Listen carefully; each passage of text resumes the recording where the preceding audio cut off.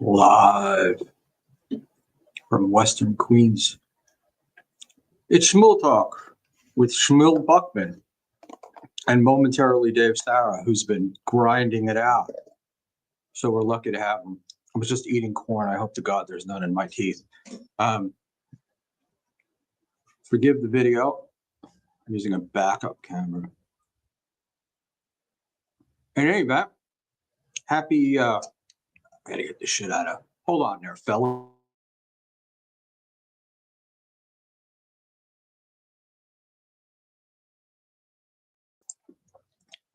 Flat Cat is here. I'm honored. Serenity Now. Leo Gunn.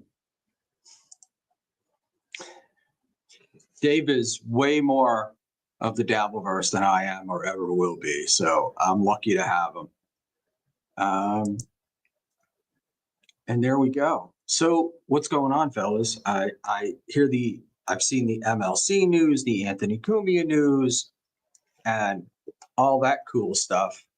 But I want to start with something that I saw on Twitter earlier today, and I just have to find it. And what the hell? Sorry, I hit the wrong thing. And let's hit go. Let's pop that out. And let's see if we're capable of doing this. Oh, MLC has to be put to bed.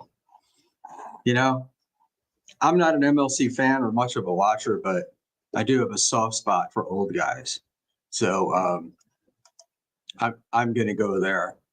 And what a day. What a day. So I work a full day like most of you and finished late. So it was a rush to get this going. But I have a terrible, terrible history of being late and starting the streams.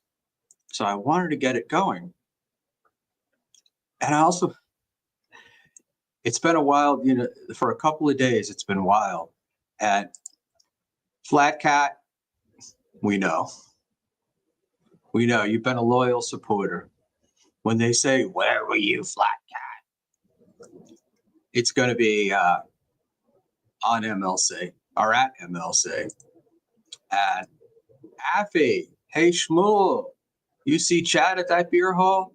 That is the Tennessee Beer Hall, ladies and gentlemen. And I put that up because I have this mic. Where the hell is it?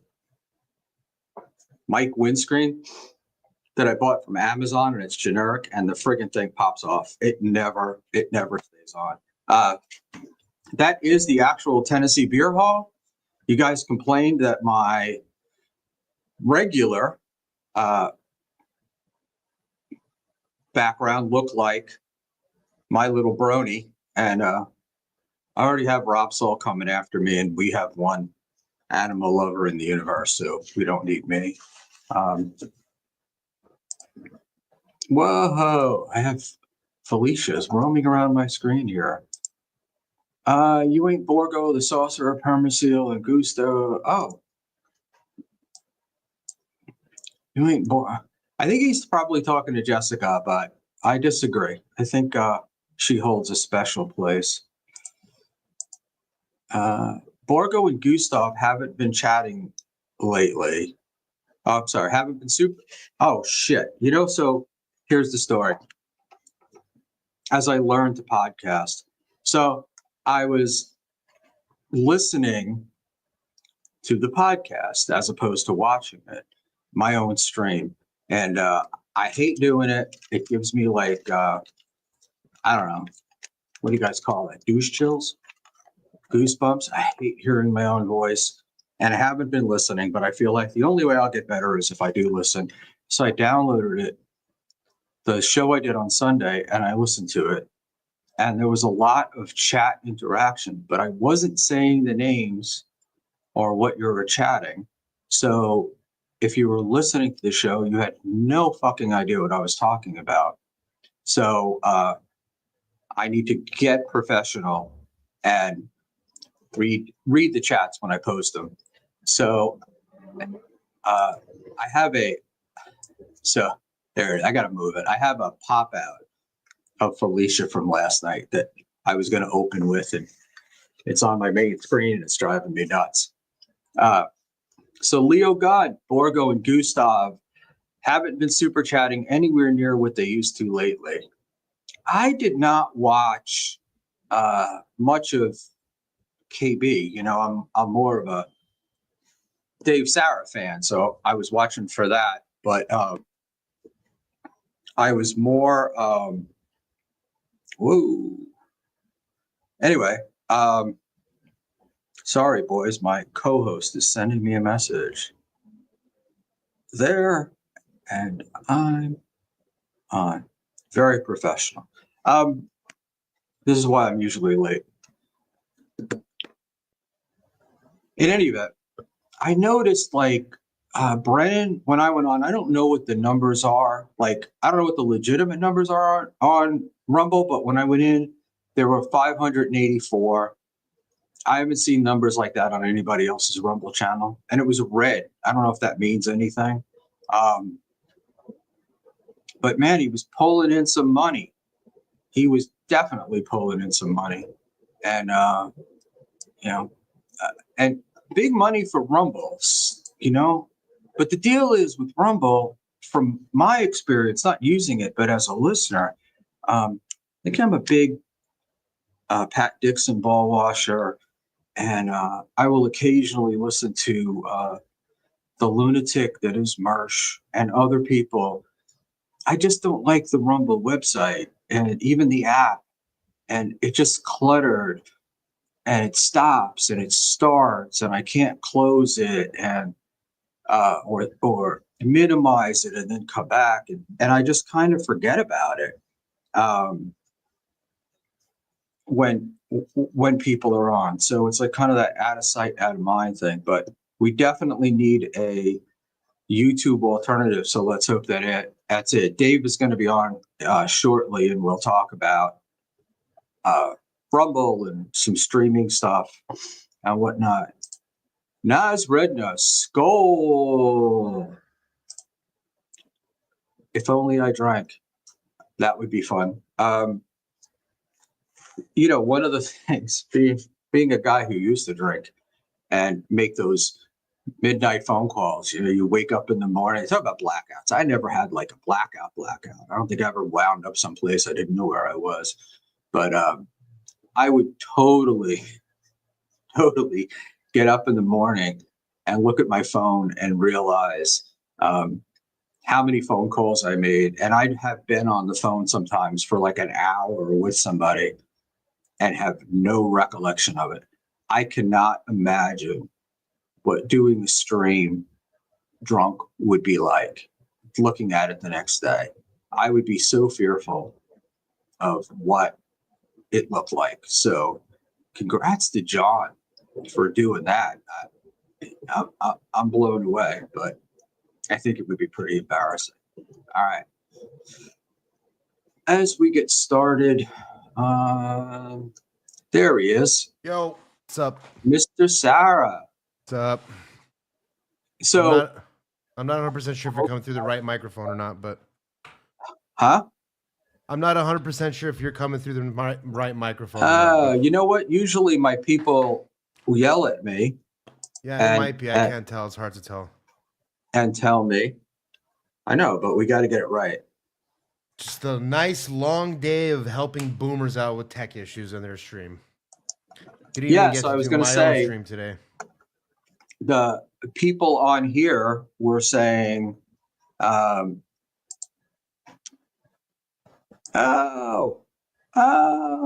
was on the wrong mic. No. Yeah, I know these things. Why don't you people help me? Why do you think I have a chat? Is that better? Test it again. It doesn't sound. 1, 2, 1, 2, 3. I mean, it sounds the same. It's not bad. Just, I mean, whatever. You could figure it out as we go along. What do you got on deck today for the show? Not much. We wanted to talk about you and your what's going on with you and KB, and It's fun.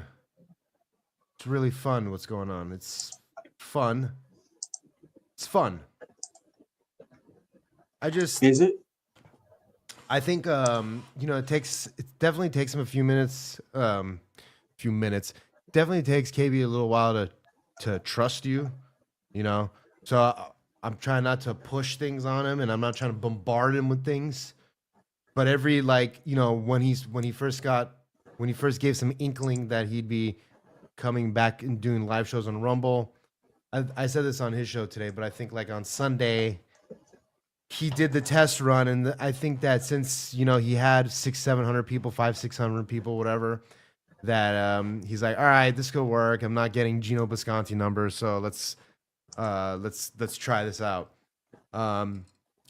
But I think he thinks a lot of this stuff, like when doing tech support stuff, like I think he thinks that like I need all kinds of personal information from him to like help him, and I just try to like help him realize that like I don't like anytime I was setting up the Rumble studio and all that stuff, I kept on typing, I don't need any personal information afterwards, and he'd always write, why do you keep typing that?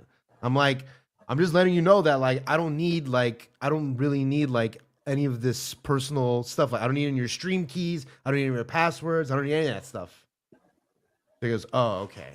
And but Rumble Studio it's a little buggy. There are some things that I was fucking with yesterday that were annoying, but it for the most part It was works coming through well. pretty well today, I thought. Yeah, it was coming through pretty well, and I just think that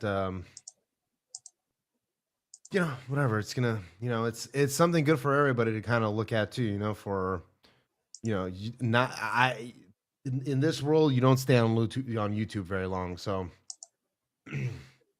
yeah, I gotta ask, what's your social security number, KB? That's right.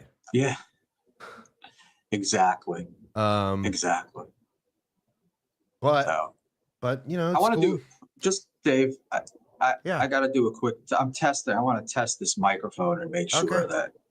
How does it sound now? Tap on the microphone itself, so we can tell. Like tap on it with your finger. All right.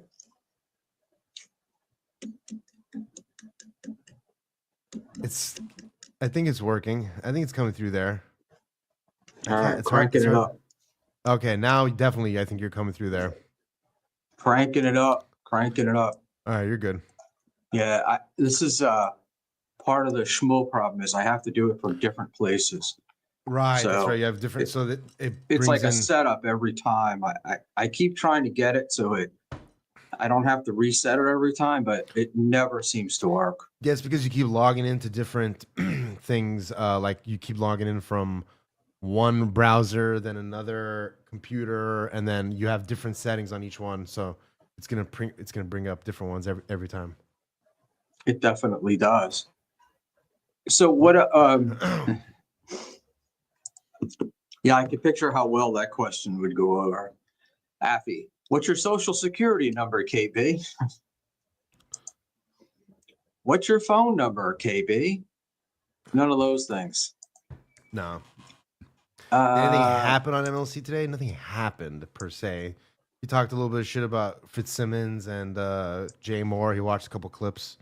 That was pretty much it. What's up with Jay Moore? He's married to Jeannie Buss, who's one of the managers / owners of the Lakers. She's Jerry Buss's daughter. I don't know how much she's like really involved. I don't think I know that like the oldest brother or one of the brothers like really runs the shit. But Jeannie, she's married to Jeannie Buss. Apparently they live on separate floors of the house.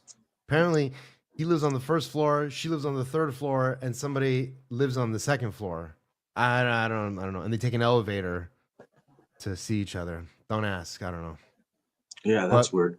Yeah, no. So I remember him from Jerry Maguire, when he was married to Nikki Cox. Right, I completely forgot about that. And he was all in, like 100% in. He changed his last name to Cox Moore to incorporate her name, and he was doing streams. How does he not make it more Cox? More Cox? Wow. What choice did he have? I mean, he's a comedian. Yeah, well, some people argue about that. I Well- would have. I don't know, man. He's a great impressionist. I'll tell you that. He used to be hilarious on Opie and Anthony, and then he was on Corolla a lot. And I would listen to him then. A lot. Yeah. But then he, I don't know, man. He was like sending out tweets that he was in terrible depression and he couldn't get up, and he was missing shows. And then there was something about Nikki, and they had a kid. It was all like he went through this whole. What's his name? I think Louis C.K. did this too when he did it on Opie and Anthony, telling us all about marriage and how to do marriage and how great marriage was. Yeah. And all this stuff. Yeah. And then you get a divorce. Yeah. And then their shit falls apart. And it's like, wait, I was supposed to listen to you the first time? So Louis especially, and I'll get back to Jay Moore for a second, but Louis, if you listen to the progression of Opie and Anthony and his stand-up, you know, he starts talking about like a lot of his like from like oh my god was like 2014. He's still like married then. He's talking about his marriage, and then the next special is like, well, I'm divorced, and now it's all divorce stuff. But with Jay Moore, one of the funniest things I ever listened to with him on Opie and Anthony is it's Louis C.K. in studio, Colin Quinn in studio, and there's also a couple other people, but Jay Moore was on the phone, and he stays on the phone in the background for like 15 minutes. And then finally, whatever guest they have in the studio other than Colin Quinn and Louis, Jay Moore finally comes in and starts doing Louis talking to Colin Quinn. And I mean, it was the most impressive impressions I'd really heard, because they were sort of on the fly, and I'd never even heard a Louis C.K. or a Colin Quinn impression, really. Colin Quinn was easy because he's just kind of, you know, he's kind of down here and whatever the fuck. But with Louis, he got the fucking, you know, you fucking.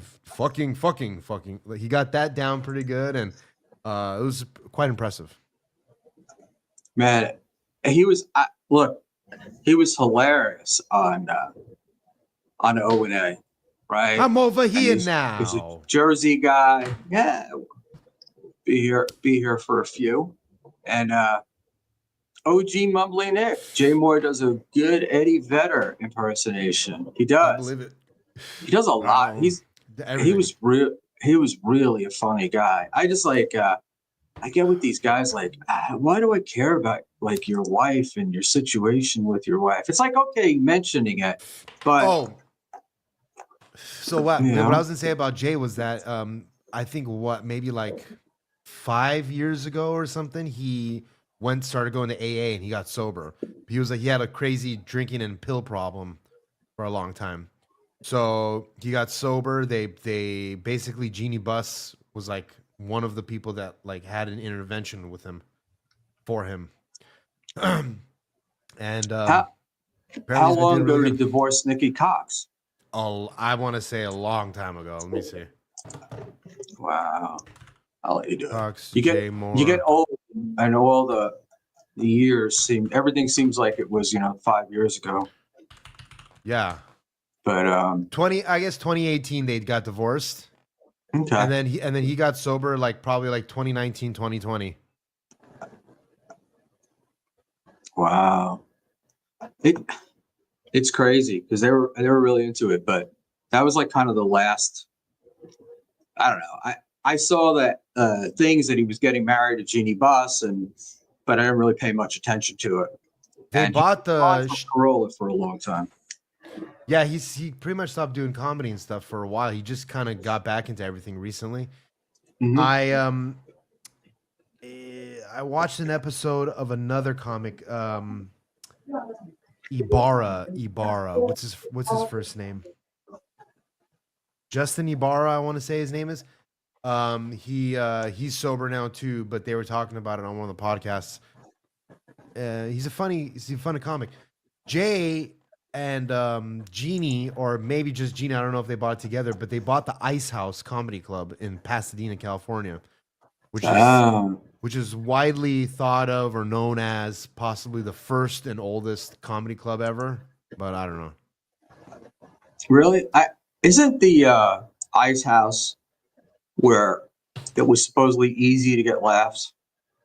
Yeah, managers and bookers and promoters wouldn't accept any film from the Ice House because it was known as one of those rooms that you would just kill anybody could kill. The audiences laughed at everything, and it makes a little bit of sense because Pasadena is not really like it's not really like a comedy scene, really. So the people that go there, they're not like they're going there like as they're not like fans of comedy, let's say. So they're not like hardcore. They're not really in the know. And like you could do street jokes all day and they'd just be laughing at it. And so it's like people who wanted to go out and just see any comic pretty much. And so it just because it's in Old Town or like near Old Town and it's like sort of like a destination in Pasadena, kids, it's like it was like a cool thing for people in their 20s to do in Pasadena. So that's why it kind of just it's just known So as one of those basic. rooms So that when you're crush. saying, I love the street jokes thing that's come up over the last few years, which is really a better way of saying stolen jokes, right? Or old Yeah, jokes. I guess. I mean, I think that's really what people call hack. Like when a comic calls another comic a hack. I think a lot of it is like you telling old tired premises. It's not necessarily street jokes. Like why did the chicken cross the road? Why did the chicken cross the road? Why did the chicken cross the road? But it's more of just like very tired, played out, safe premises that maybe you have a new punchline on, but it's same as the old punchline. It's just different. Yeah, I when Drew Carey was really popular with his TV show and all that stuff, he wrote a book. I think it was like Dirty Jokes and Beer or something like that. Yeah. And he says Yeah. right in the beginning, right, these are not my jokes. These are Right. old jokes. He didn't call them street jokes. Yeah. And the book was fun and funny, and you get a lot of like insight into Drew Carey. But Sure. man, other comedians just shit all over him for doing it. Well, it's like the Judd Apatow thing. Judd Apatow essentially did this with two books. He made a Gary Shandling book. So after Gary Shandling died, he made a book about Gary Shandling. And I don't know if it's like it's not necessarily like a joke book, and it's not necessarily like an autobiography or a biography. It's like some kind of like yeah, just like an expression of his life or whatever the fuck. And then he did it with something else too, where like he basically just like stole. What did he write? Let me see. Give me 1 second. Oh, I gotta find it now. Judd Apatow. No, because it's books. So first of all, he wrote the Cable Guy novel, which is wild. I'm assuming But that was after the Cable Guy. yeah, it has Jim Carrey's face on it. So yeah. Wow, Okay. I can imagine that not going over too well. I mean, I guess I don't. Maybe he wrote Cable Guy. I don't even know. Yeah, I don't think so. I Huh. feel like that's something I would know. Sticker in the head, sicker in the head. Oh, okay, it's Gary Shandling's show. So he did a book about the Gary Shandling show, and then where's the other one? I know for sure. Oh, so this is kind of what it is. Sort of, I found this funny is the name of the book. Is a compilation of work by Judd Apatow's favorite authors. This nigga, oh my, I don't mean to say that. This motherfucker, dude, he wrote a book about his favorite sketches and comedic situations from like Conan O'Brien and like all these other people. That's so fucking lame, dude. That's so funny. fucking lame. Was Chris Farley lined up to play the Cable Guy before he died? That's an interesting one. I know. I heard the Shrek thing. He was supposed to do Shrek. Really? Chris Farley was supposed to be Shrek. Yes. So Chris Farley, and then it was Cable Guy. Cable Guy. Chris Farley was originally cast as the lead in 1996 movie The Cable Guy, but he had to decline the role due to scheduling conflicts. Jim Carrey ended up playing the role instead. Honestly, I really love Cable Guy too. It's a great movie. Yeah, that Cable Guy was a lot of fun. Cable Gula. Cable Guy.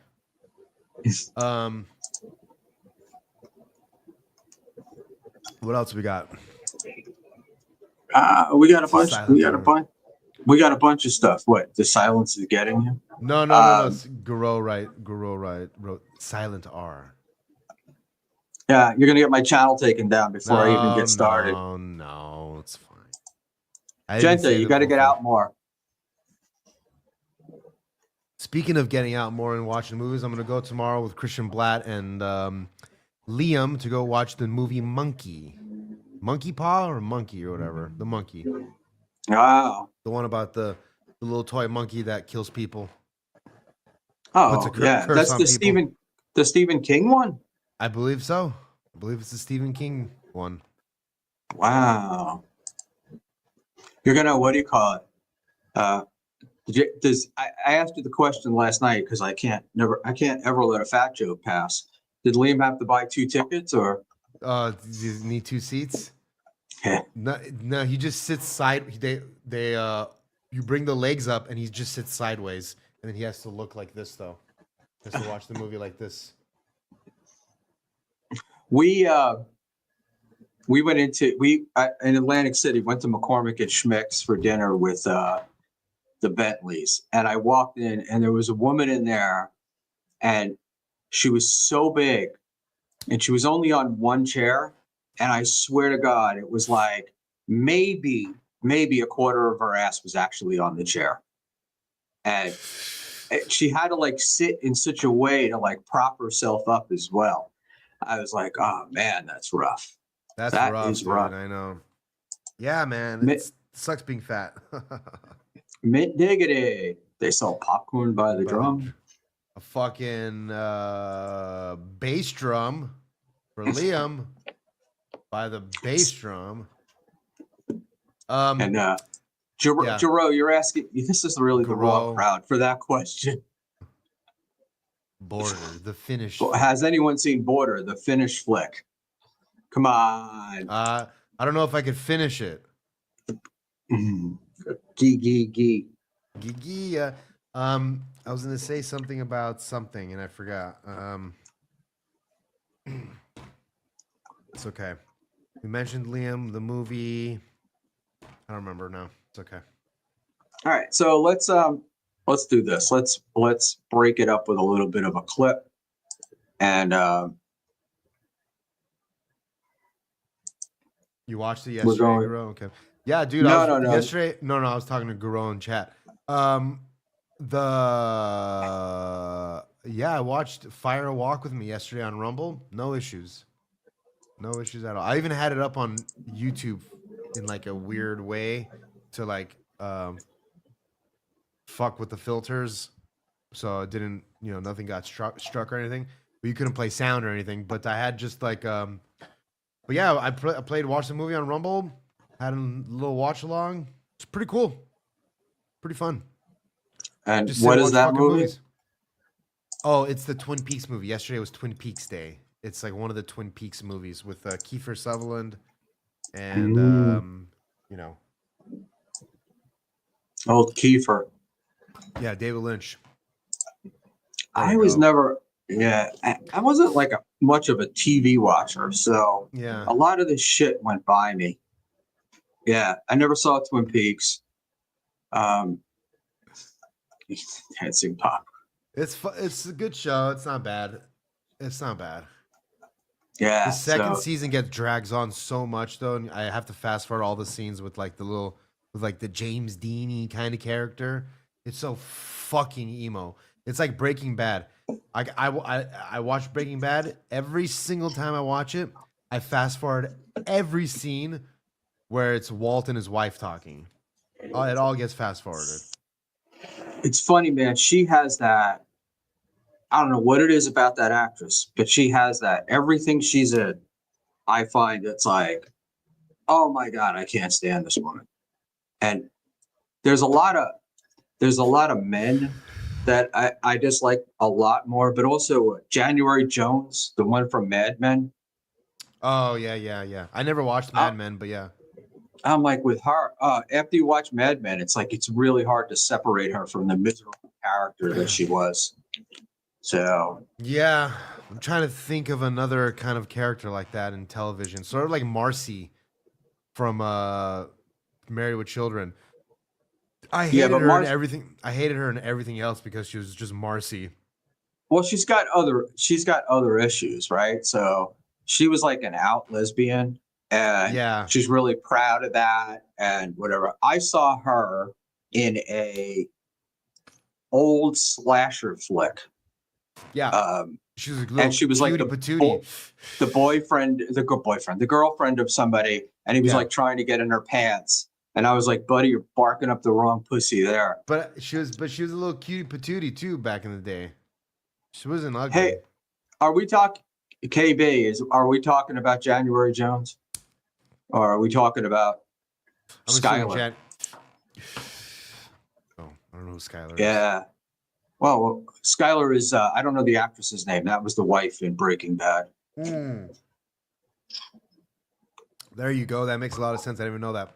The second That's time like- I watched it through, I was like, oh yeah, I forgot that they even opened a fucking car wash because I fast forwarded through all the scenes of him talking to her. Yeah. It was I don't know. It was the lady from Breaking Bad. Yeah. One of you guys can look up her name. Actress was Skylar. Skylar. I haven't seen her in much other stuff. She's probably like such a good actor that's why she's so annoying, right? She played the role so well, guess. she can't get out of it. Yeah. And Anna Gunn. yeah. Okay. Any relation to the other gun? Anna Gunn. Ooh. What are these fucking messages, bro? Leave conversation. God, these fucking Twitter conversations I'm just getting looped into. All right, well, let's not look at those while we're doing this. I'm not Tuna trying to Town delete 'em. 666. Ed O'Neill legit hated Marcy. I didn't know that. Yeah, I thought we talked about that one day. So I'm not sure if Ed O'Neill legit hated Darcy or if it was the other way around or mutual. But there was a time and a point where they're at odds with each other, and then it's like there was a scene, there was something that happened, like an altercation and they either kept it in or something like that. I'll see if I can find it. But she was definitely known, she definitely didn't hate the misogyny stuff of it, but she needed a paycheck, I guess. And they were getting paid pretty damn well, but he was getting paid a lot more than everybody else on the show, obviously. So I think there was just a lot of things. Yeah, I don't know that much about her, but Ted McGinley replaced them, right? Ted And McGinn. Who's that? we all thought it was going to go on. He became the new neighbor. Oh yeah, that guy, fucking Darcy. Yeah, Darcy. So we all what's his name? and What's everybody's his like, name? "Oh my God, this is the kiss of death." The show's going off the air, and it lasted for quite a while after that. What's his But name? Darcy. Jefferson Darcy. Jefferson Darcy. 2 last names. That was Dude, I've been watching old episodes of that's what we'll watch tonight on Rumble. I've been watching old episodes of Married with Children. It's fucking so good. But again, it's back to the street joke stuff. I don't know how many of those jokes were written by those people. Were they gotten from books? Were they just street jokes that people said? A lot of them are pretty fucking funny though. Like some of the yo mama jokes and the fat jokes it's crazy. It's so brutal. Wow. Yeah. Hey, wow. I'm going to well, this is essentially vamping. I'm going to play some of this clip from Kumia. It's actually a Stalin 19 clip, and it's about Kumia. All right, play the clip. Give me 1 second.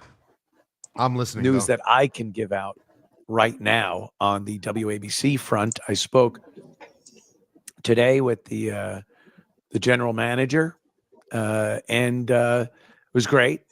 A great conversation about times and days and things like that. And there's a contract being drawn up. You know, you got to have a contract with these things. And once that's all signed, sealed, and delivered, I will make the announcement, and they will too, that I am officially on board and will be doing a show on WABC Talk Radio in New York City. Very excited about that. It's so right. It's so amazing that getting this gig on ABC is making Anthony so happy. And I'm sure that if he had been on an AM radio station, 10 years ago, they offered him the job, he probably would never have taken it. And good for him. And I mean, I don't know if it's true. I mean, they say it's a spite job, just to spite Opie, but who knows? I think this is the Karmic X. His talent deserves to be on terrestrial. I think he talked about that when he was saying, like, I don't remember who he was on, maybe Bob Levy. And he talked about, you have to be different on terrestrial, right? You can't just use the words that you normally use on the internet. It's obviously a lot more censored, and he's going to have to pull out like talent, right? Like, he's naturally funny. He can't just be naturally funny. He's going to have to couch his words. He's going to have to put them out in a certain way. And, for the last 10 years, he hasn't had to do that. So I'm sure he's pulling back on, he's reaching down and pulling out some talent. So I will, wrong button. Sorry. You know what? I'm using, not that you guys care, but normally I have two nice size screens, and I am at work, so I don't have that. And I have my laptop is the other one, and it's really small looking at from over here. So I'm missing. There we go. I was missing things. There we go. It's a stepping stone to a lot of things. I've already gotten calls and texts from people in places that I haven't seen in a while. It's how it works. It's how it works in this business we call. Does he mean by that he's going to get, he's got comics who haven't talked to him in years, all of a sudden calling him up like, hey, how's it going? Congratulations. I just think so. Genta, oh, stop. Everyone knows how to act at work. We do know how to act at work, but you're on a microphone. You're talking for time, and it's just a bit different. Yeah, real quick on that. Yeah, the as far as like people calling him and stuff, I got the sentiment that he meant people in the industry. Because I feel like if it was just like, like let's say he hadn't heard from somebody a long time and they just wrote, hey, congrats on the job, blah, blah, blah, blah, blah, and they didn't necessarily have a falling out, I would see Anthony as being like, I got some, people coming out of the woodworks to congratulate me. But when the way he says it makes me kind of think that it's industry people calling him up and being like, hey, I hear you got the gig at WNGR is what they should call it. WNGR. But what do you mean by what do you mean by industry people? And by the way, it was never WABC. It was always WNBC. But anyway, go ahead. Yeah, but anyway, yeah. And, I got it. But what do you mean by industry people? Right. That's just what I mean. I mean, like people maybe from Sirius or from other radio shows. I mean, WNEW people, who knows? I just get the feeling when he says people I haven't heard from a long time, I feel he means like the industry side of it, not so much like the Rich Vosses or the fucking, or Bill Burr or something like that. I don't think those kind of people.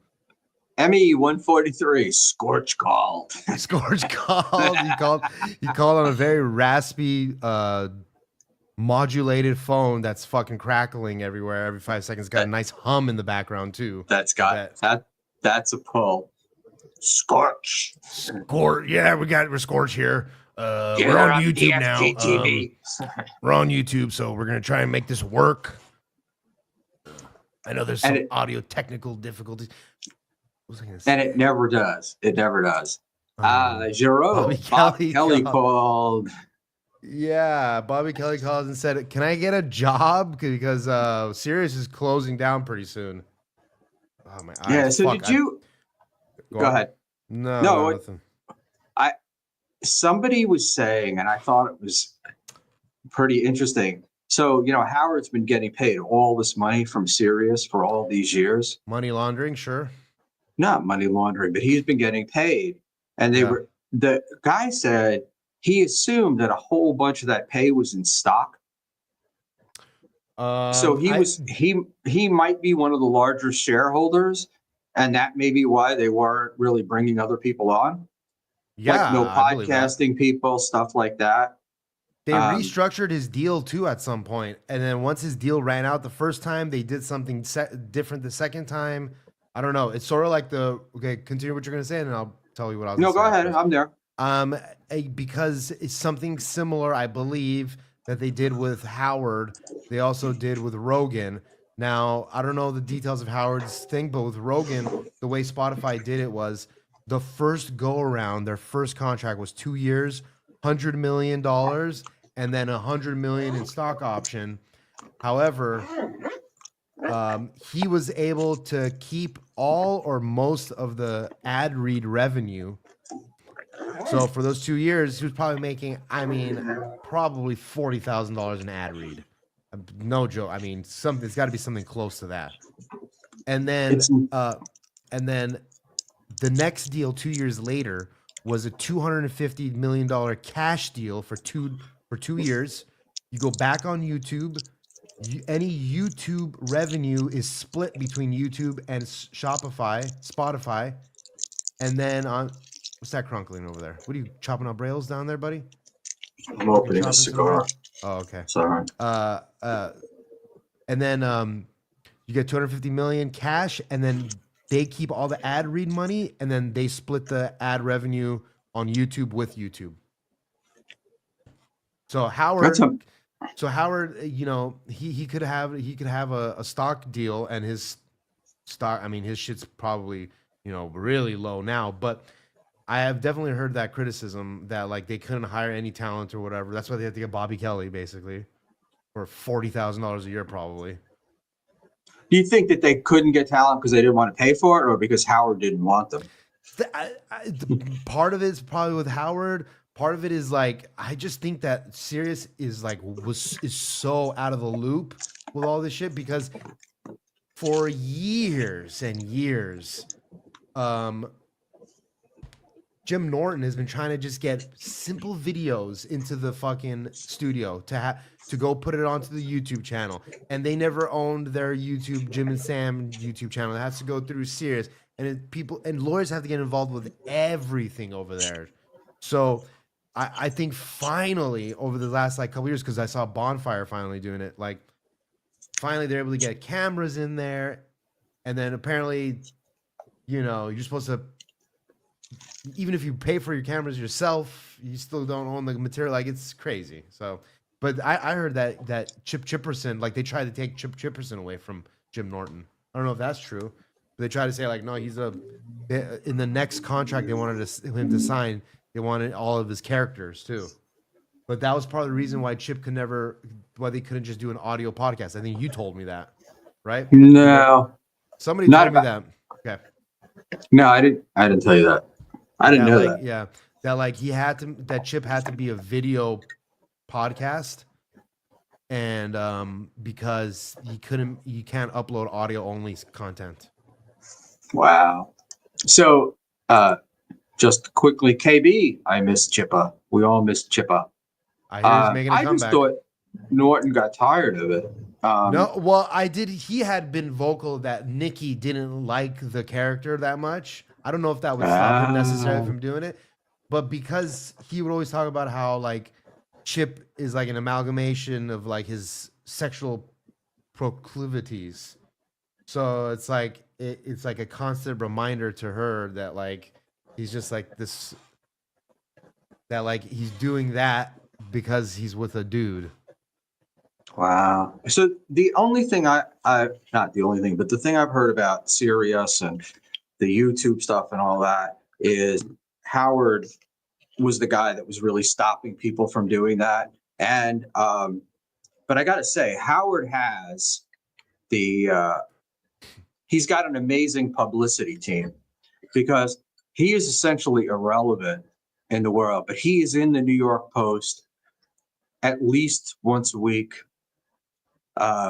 He's in other places, so they're putting him out, but I just don't think that he has. I just don't think he matters that much. The Like I get his own ROI line. is the ROI is not returning anymore. It's basically, you know, like in basketball, not in basketball, in baseball, they're famously talking about you're getting paid for what you did, not what you're gonna do. You know, like Right. an Albert Pujols kind of a thing.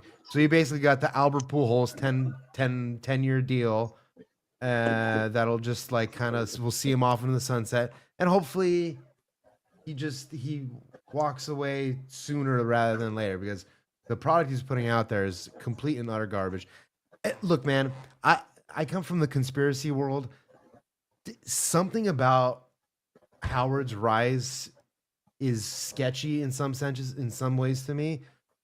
And I'll give you an example. Now, I don't know. I'm not gonna go as far as to say this is how it worked with Howard, but like what happens sometimes with these pseudo like government, almost NGO type companies. Like I'm not saying XM is that, but let's say stuff like Amazon or, you know, Tesla even, and SpaceX and things like that. It's like they give you all this seed money and they green light you to start these fucking start Amazon or start Facebook or whatever like that. And then what they do is they make you marry this fucking shill female, and then when the government comes to comes knocking for their half of the money, they make you divorce her, and then the money gets funneled through a bunch of charities, just like the Melinda Gates Foundation. Like it's so sketchy. And with Howard, it just seems like he must have been towing the line for somebody somewhere for years and years and years, like just basically shilling or grifting for something, and like he's getting paid for stuff like that, just keep his mouth shut so he doesn't express all this on the air. Maybe that's kind of like how I kind of feel about it. Yeah, I mean, well, if you remember, not that you would, but you remember you had Sirius and XM. Yeah. And the government granted them the authority to operate. Yeah. And the single stipulation was that they could never merge. Right. And then they merged. And they did. And that was all, they say that was Mel Karmazin that pulled that off because of his political connections. Right. Right. And, it's like Barack Obama. Let's say you're a lobby and you can only give Barack Obama a certain amount of money, or you can't give him any money. So what do? You set up a book deal. They say, all right, you're guaranteed $4 million for this book deal. It doesn't matter how many books you sell, you're gonna make $4 million. Boom, he gets his check, and then they start running the numbers, and they say, all right, well, we need 30,000 books. We need to buy 30,000 books. So they buy the 30,000 books. They end up in a warehouse somewhere in New York. They found 30,000 of Barack Obama's books like a few years back, just pristine copies of the book, purchased. Pristine copies of the book. And nobody knows, it just ends up on the New York bestseller list. Same thing with art, modern art, right? You're a gallery, you commission an artist to fucking make a painting, or let's say you're just a regular person. You're a regular person, you commission an artist $25,000 to make you a painting. It's modern artist. You get the painting, You know somebody at a gallery, they get you an appraisal for the thing. Well, the thing, let's say, appraises now for $20 million. Right? Who's to say what the appraisal should be? Somebody Yeah. does. Somebody gets to say it. And I think then you get insured, and then it's just all money line. It's all this big scam. Yeah, Oh, I XM's a think big you're a scam. little. I think you're a little too conspiratorial. I think XM had its place. I don't think they predicted. I don't think they knew what was going to happen. But as far as the Obama thing, he got 5. It wasn't burned up in a fire, but I'll explain that in a minute. He anyway. Obama got paid $5 million. He closed the deal the day before he entered office in 2009. That's when he got paid. I don't think it was a conspiracy. I think they paid him $5 million because they wanted him on their side. And that was one of the ways to do it. And if the guy's president, he doesn't have to worry about what he's going to do afterwards. He can then fulfill his agenda. Right? Right. Yeah. So, I mean, because being president isn't the moneymaker. It's what you get after. Sure. Yeah. Yeah. You know, I mean, Trump's got a bunch of fucking Trump hotels in Turkey. I'm sure he's not going to want to start a fight with Turkey anytime soon. Well, I don't know. Yeah, you're right. You're right. I'm just giving an example. I'm putting this up there. We're changing subjects. I want to get off politics. Numero uno, Josh Denny fan, Dave. What are your thoughts on previous MLC co-hosts appearing to freak out about your takeover? I'm gonna make a meme. I'm gonna put my face on the little yodeling dude from The Price is Right yodeler, and I'm gonna put like Chad underneath me, and then Felicia in a car accident underneath me. Stevie Lou's still above me and ahead of me. Stevie Lou's good for now, but Stevie Lou's kind of inconsequential. He's like a pinch hitter, right? It's not bothering anybody. He just comes in. People online have just been like, this is gonna end badly for you, Dave. It always does with all the MLC people, blah blah blah blah blah. And all I gotta say to that is like, as long as I don't take anything personally, I don't think it's really gonna affect me. Like, I'm not Tom Myers. I can stand in the kitchen and, you know, I can sit. I cook a lot. I can stand the heat. And again, as long as it just doesn't affect me emotionally, and I don't get like, ooh, why doesn't KB like me? Then I think I'll be fine. Right, but you're also immune to being hurt in this situation because it's not like you have a career that's going to be affected. Exactly. Right? Exactly. You know, Chad and Ray make their money doing podcasts and comedy shows and things like that. So, I mean, if you're falling out, Kevin doesn't like you. Oh, well, you know. Right. And again, I even said this too. Is like I accomplished what I needed to accomplish, which was get my channel monetized, and then I got to do the shows myself. Like I can't, you know, if I want to be a fucking podcaster or whatever, I got to do the shows and I got to do the work. Just like, and Felicia thinks you just the super chat machine. You just turn it on and boom, you're just gonna start getting super chats. No, like getting monetized is half the trouble, and then the other half is getting people to give you money for some shit. Like. And then until that comes through pretty regularly, then you gotta, you know, stay consistent. And today I didn't even get to do it because I was gonna cover Perry today.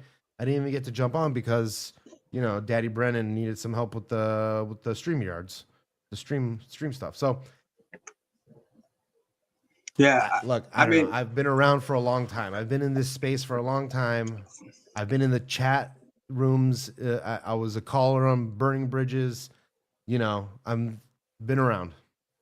I can only my view on this monetization thing and whatnot is, I think you get some respect from the community if you're monetized, but I don't think anybody's making any kind of money. I don't think anybody's able to quit their day job to do this. I didn't say anybody, but most people are not. You know, is it 1 in 100 maybe? And Mint Diggity, according to Mint Diggity, I don't think Kevin likes me anymore. Chad, any comments, Dave? What was the? I was talking to my mother on the phone. What was the comment from Mint Diggity? I'm sorry. Something about Chad. So, okay, I don't think Kevin likes me anymore. Chad. Did he really say that? I don't. I mean, come on, dude. Look, This is part of the reason why I have no idea if he said that or not. If he did say that, this is just and I have no idea if it has anything to do with me. That comment, I assume not. But what I find funny is this is the reason why it's not really fun to go after Chad, because he just takes it too fucking personally. Like he's not able to roll with any of the punches at all. And and he's okay. He's the only one that can do that or that does that on MLC. He's the only one that pushes back against Kevy when he's on the show with him. But like, you know, the Schmuel Buckmans and the Dave Sarahs and the Ray DeVitos, anybody who seems sort of like what Ray does, anybody who he sees as like below him, you know, he doesn't give him the time of day. I hang out with Nick Swartzen. Blah, blah, blah, blah. Great. You're the same level as Corey Adams. Get the fuck out of here. So Chad doesn't like me. Doesn't like me at all. And constantly wanting me to apologize for insulting him. And that ain't gonna happen. And yeah, Ozone, I agree with you. I don't think he pushes back against Kevin at all. Okay. I will admit, very much so lately, especially since the whole planning of the AC event stuff.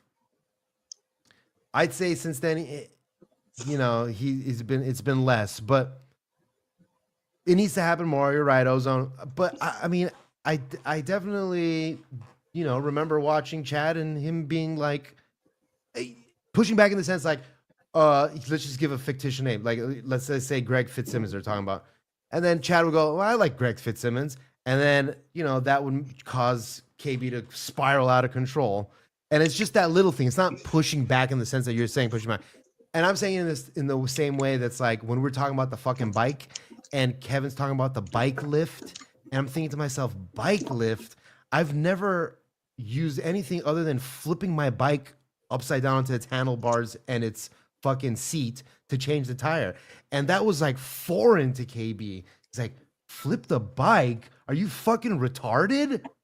And I was like, dude, I mean, but that's fun. That's funny. When he gets mad at the guests and the hosts, that's what the people like. I mean, I love it when he shits on Kevin, on Stevie or whatever. So I gotta like it the same way. I like it when he shits on me too. I mean, what the fuck? Guys my age, we don't change. We don't fix our own flats. We just take them over. And that's what he's talking about. Fair enough. I hate Brian Johnson. I'm not a fan. I think he's so dull and boring. It's kind of a prick. All too, right. But Ozone, the last person to push back on KB was Bob Levy when they had their nuclear fight with Melton and Brian Johnson. Okay. Gino pushed back too, like Stalin said. Stallion. Yeah, but you know, but Gino had already like it wasn't like Gino was getting anything from KB, right? Like he didn't have a reason to not push back.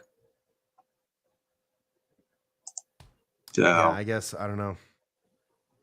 Maybe Chad felt okay. Maybe since his Patreon got taken down, he felt he couldn't really push back as much.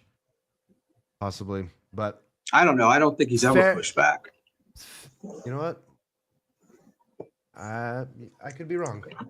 He probably learned the first time, right? Again. Continue. No, he got into. Remember when he was threatening KB's daughter and all that other stuff, right? And I think he learned his lesson. Yeah, and then he learned his lesson, and he wasn't making as much money on. And then the legend wasn't coming over. Apparently, the legend was in MLC chat today, giving money too. So I don't know if that was the real legend or not, but yeah, I think it is. Somebody said on here that Permaseal is the legend, which wouldn't surprise me. Oh, maybe. And that the legend is the legend. The guy who's claiming to be the legend, I don't know if it was on Super Chat, I think it was on Twitter, was people were saying stuff about him and Tracy Jane and the pictures and shit like that.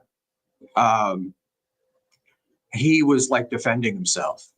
Yeah, I never had naked pictures. I was never doing this, but sometimes I think, oh, Oh, that's my You're- bad. I forgot. you're I'm not chatting logged for in. me. My bad. That was an accident. Yeah, maybe he forgot. flew a little too close to the sun. I can't imagine why an ex-ball player with a life would be interested in the Dabbleverse.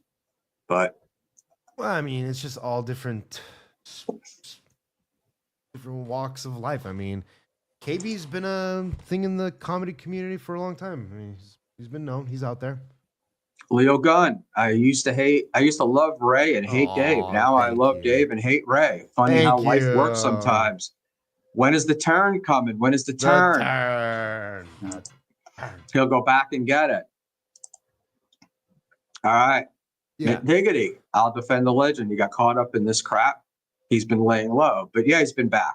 That's the why would he be back?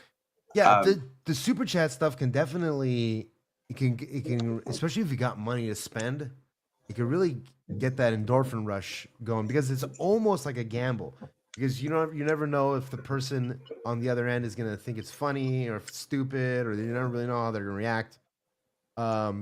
So it's cool that it has the see like back in the day when like Twitch and back then came out like most of the time you gave money to Twitch people there wasn't a note attached to it.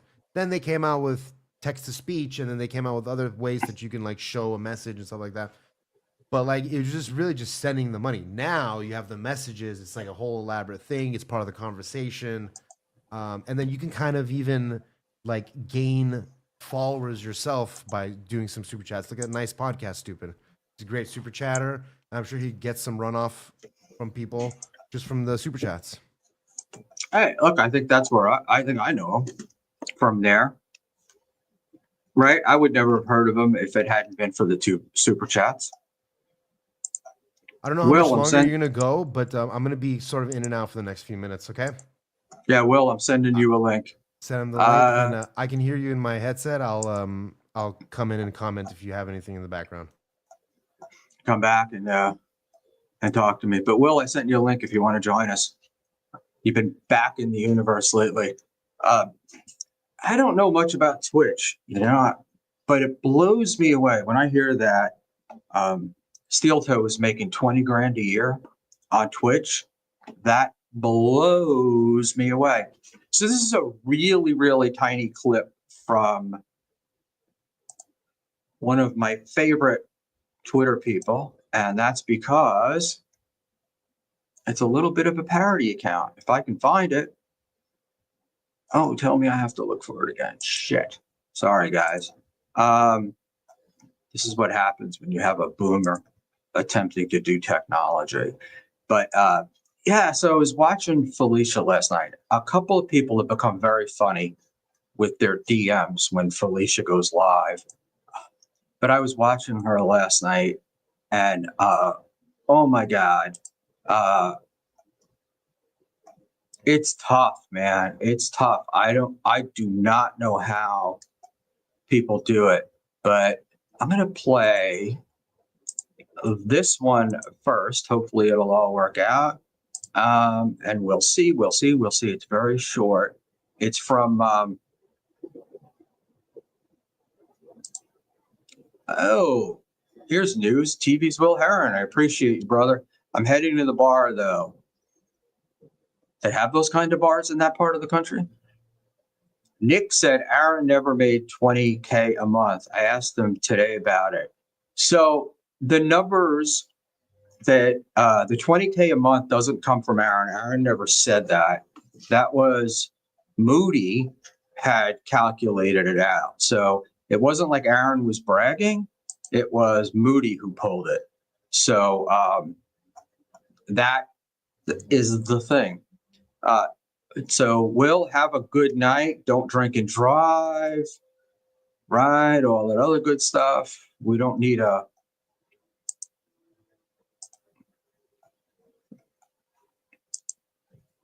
So I haven't quite figured out how to do the Twitter thing. I don't know if if I pop this out.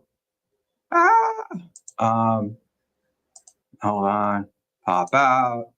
Does that make it better or worse? Does it even come on the screen? I don't know. I don't know. Hold on. Let's stop. Let's start again. Let's just see if it does.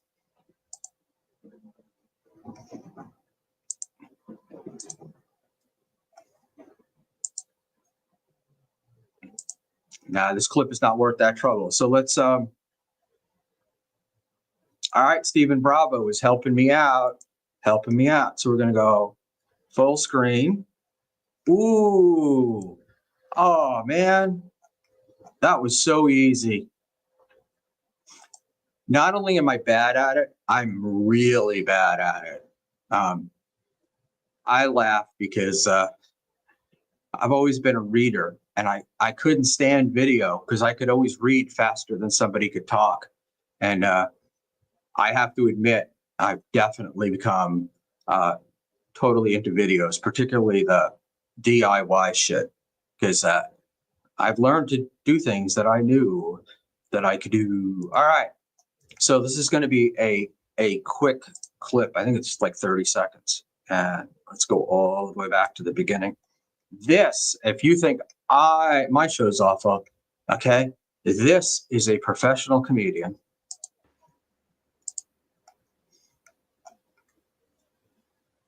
Lease or buy used all electric.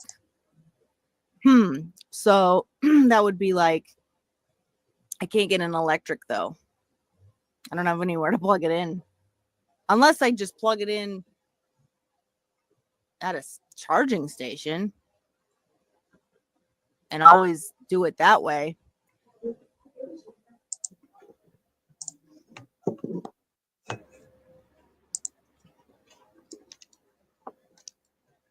Lease or buy used all electric. So that would be like, I can't get an electric though. I don't have anywhere to plug it in. Unless I just plug it in at a charging station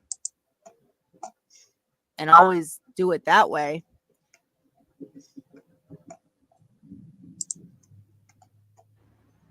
So, sorry. This went on forever last night, this stream. I was actually pulling it up to see if we have, if last night's stream is up, and it doesn't look like it is. So the funny part for me of Felicia's streams are not only how bad they are, it's like she literally thinks that, hey, I'm just gonna turn this on and people are gonna send me super chats, and they don't. Some do, but her like favorite, or however we want to put it, the one guy that's always in her streams is Tom Myers. And Tom Myers is always in his streams, and he's always giving her encouragement, and he's always, you go girl. And it was so funny because last night people were just slamming her for how boring she was and how much she was talking about her car shopping experience. And I don't know, guys. I think she might be lying. About some of her stuff. But I was watching, where's my beautiful friend KB, whose tweet I just saw. Exactly. I am so convinced that this is like, he's offering encouragement and he's hoping to get a new friend, if you know what I mean. Definitely. He's definitely trying to knock down that door. And it's hilarious. Mint diggity. She let it slip. She totaled 2 Honda Fits. Well, what's going on with the stream is she's talking about buying these cars. Like, oh, I'm going to totally test drive a Land Rover. Well, you can't afford a Land Rover. You can't afford a Land Rover. Why are you wasting everybody's time? And we went this past weekend. We are buying another car, and some of the brands that Felicia mentioned, and she's telling some things that just don't make sense. Toyota has 2-year, right? This is really boring. When you buy a new Toyota, you get 2 years of oil changes. So she says they're trying to sell her oil changes. So I have always lived by the motto that you can marry more money in 5 minutes than you can earn in a lifetime. And I figure if she wants a Land Rover, that's the way to do it. You go for that MRS degree and boom, Land Rover. So amazing. Tom can change her oil. I doubt it. But if he does, he'll definitely be wearing blue blockers because, he wouldn't want the light to affect his eyes. Felicia gets Venmos during the show. Look, I don't doubt that the Venmo thing is true, that people get Venmos, but that always seems to be like people who I don't even know if Felicia's monetized, but but people who do the Venmo thing, who have super chats. Look, Venmoing is obviously a better way to get it, but I'm a little dubious. Particularly, I think I've become jaded watching Steel Toe because he's the guy that definitely, right when he's like can't make the goal and all stuff. Oh, I got a Venmo. Like that's where you see it coming up. And oh, somebody sent me a Venmo. And his entire economic scheme seems dubious at best to me. I love when he says, oh, well, I put in my own money. It's your corporation.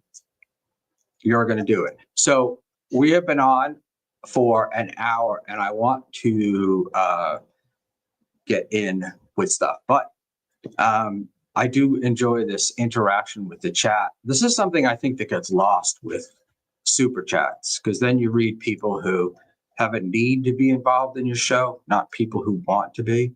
And I just don't get it. And speaking of Venmo, and super chatting and all that stuff, I tend to send money through Venmo or other methods with like PayPal, stuff like that to people. Sign up for memberships on YouTube. The fact that I use an iPhone and these guys will lose 50% of the super chat money, it's just ridiculous to me. So I don't have a need to be heard on a super chat, and I'm not witty enough to write great super chats anyway. So if I'm going to send somebody $5, I would just rather Venmo it to them. Nas Redna, going online with no plan to get Venmo is no different than sitting inside the road with a cup. Oh, I think you mean sitting on the side of the road with a cup, which, yeah, I got it. But, obviously, if you're watching me, you know that I don't have much of a plan.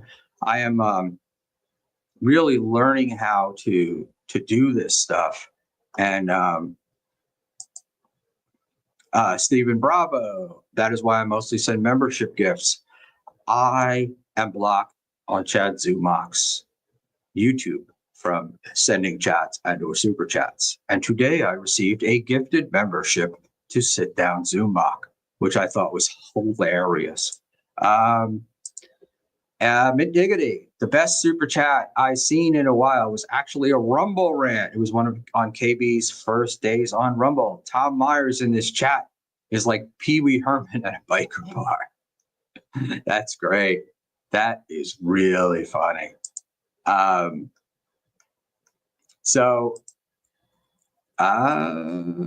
on. I was going to read this one. I'll go back to Affy. Isaac Walmart. I only send memberships not smart enough to write funny super chats. Yeah, I find myself not writing them, but I also find that when I write it, it's a quip about what they're saying, and then by the time they read it, it makes no sense at all. And when it comes to Schmuel, what did you do to Chad? Nothing really, except expect that he was going to fail at pulling together the event at the Tennessee Beer Hall and criticizing him for last year's performance at the Tennessee Beer Hall. It just, it was like his version of what you guys are saying about Super Chats. He just showed up, didn't have a plan, and it was all fucked up. And then we had to sit through Keanu and Tony Mazer. So that was brutal. And, when your headliner is a drunk who came on later on, it was, why did I pay money for this? So I'll give you that. And Stephen Bravo, the ball was dropped. The ball was never picked up. He just thought it was gonna happen. So Chad's balls need to drop. But the same thing too. I was actually very surprised back then that Gino and Chad were like cool together and close. Like, and I didn't realize how much, even back then, the first AC trip, how much Gino hated Ray. That's kind of when I found out about it. Was like when the whole like preparation of that event. That's when I found out that Gino was cool with Chad and that he hated Ray. I was like, what? Really? That seems so not. But then, of course, Gino, in his wide wisdom, obviously blames Ray for a bunch of shit that he didn't actually do. Yeah, and last year the rumor was, the scuttlebutt, and I think it's probably true, was that Gino put aside his dislike of Chad because he wanted to own Pat Dixon. And if he was there, sorry about that, guys. If he was there, if Gino was there, Pat couldn't come because of the restraining order. Oh, so yeah, right. They would have been allowed to have, they're allowed to have incidental contact in a comedy club. Right. But that would have meant that Pat couldn't stay at the Borgata.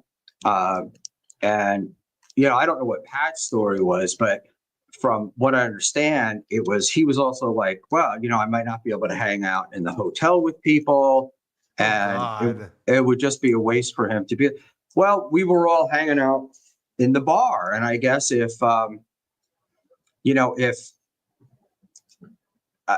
Gino was in there, Pat wouldn't have been able to come in. Right. And they would have had, it was just absolutely amazing. And, I remember Gino didn't give a shit.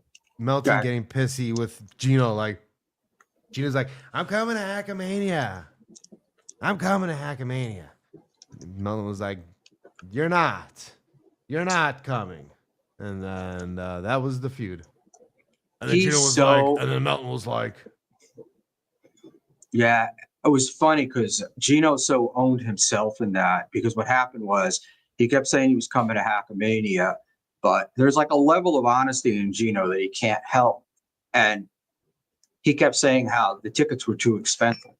He kept looking at the price of the tickets. The tickets were too expensive. And all it did was play into the Gino is broke meme, So I should have given him my ticket. I bought a $100 ticket. I didn't even go. Couldn't even sell it. No, he meant the. Couldn't even give it away. He meant the plane. He meant the plane ticket. But it was pretty funny. So, Dave, if you feel like leaving, you can. I'm going to go into something I went into on Sunday. That is one of my favorite subjects. But I'm going to. I want to do. I'll be in and out. All right. Nas, but I would like you to, I would prefer that you stay, but I'm listening. I'm still watching the show. Okay, cool. So just pop in when you can. Nas Redna, bitch move by Gino. Yeah, I thought so. I mean, look, I don't have proof that that's what it was, but that was that was what everybody was saying, and that's what they were saying was why he wanted to go to Hackamania, because Dixon was going to be performed. So, Affy, Pat Dixon, is currently in an opium den yelling for Taz. That's funny. Not true, but funny. Pat actually asked me to be on the show tonight, but he doesn't go live till 11 o'clock. And I didn't know if I was going to have enough left in the tank to do that, because I'm here with my friend Dave. One does not simply yell in an opium den. That's true, too. It's not the easiest thing. And not having been in an opium den. So, Mint Diggity, I watched Pat in, he's been killing it. I think it means he's been watching him lately. I've seen a bit of Pat, and I think so too. It's that sort of Rumble curse for me, but he's also on so late. And he does the thing that Melton does, which makes me fucking nuts, is I'll get a notification that he's gone live. And I'll click it. 30 minutes of music? It could be 30 minutes, could be 35 minutes. And I just have no idea when it's going to start. And Melton does, he does it on Fridays. Melton does that. Right. And I'm like, oh, I'll get back to it. But Melton's going to start at a certain time, or I don't know. Like, it's Rumble, and it doesn't work as well as YouTube. It's not like I can just put it in the background as much. And then when it comes on. Funky. There's some funky things with it, especially when when you have the live scheduled thing, and then it doesn't always start right away. You have to click it. You got to hit live. The chat is buggy. The studio's a little buggy. The Rumble studio's a little buggy. They've been out for a while, but they Rumble Studios still kind of new, and they'll work out the kinks, I guess. Yeah, I'm not a fan. It's funny. The first time I heard Cardiff, I think, was when he did with Tukey, they did the revealing, the person that punched Chad. Do you remember that? Yeah. And of course they didn't have anything planned, and they blew it. Well, I thought it was one of the best pieces of work I've seen on the internet, and I loved it. And then I went to listen to Cardiff, and he's got, the Cardiff voice. Go on. He would read his roll call. He would do the roll call. Yeah. And that fucking roll call could go on for 20 minutes. And I was like, I can't listen to it. I can't get past it. That's what fucking OJ does too. Mint Diggity. Hey, how's it going? Genta. I agree. Stephen Bravo, who's great meeting you in AC. Come on. Right. Opie. No, go. You go. You said you had a Nas Redna clip. I did not say I had a Nas Redna clip, but I did say I had a clip that I wanted to talk about. So Sunday, when we were on, I did. It's just I lost the actual clip that I wanted to watch, and so you got to give me 1 second. So answer the chat there, Dave. Yeah. Okay. Ray has the best intro, and even that pisses me off. We need to add something to his intro, which is he wears his merchadito. He's Ray DeVito.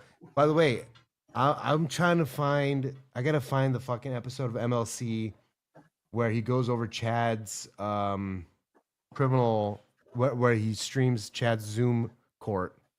I don't know. I was supposed to find it for Cardiff. I don't know if I don't think I ever gave him the link. I didn't give him the link because I didn't find the thing. I don't know if he ever went over it already though. But Chad had Zoom court. Bro, what are you talking about? See, you're still a fucking goldfish. You don't know shit. Chad had Zoom court for Chad at the time that Chad stole the credit cards at Equinox when he was when Paul Fens from Ski Mask Collective outed him and found out all that information about the Zoom court and everything. He was at odds with KB, and Ski Mask and Paul sent the link to Kevin, and he fucking watched it live on his show and recorded it. And then Chad starts taking his pants off and shit like an idiot.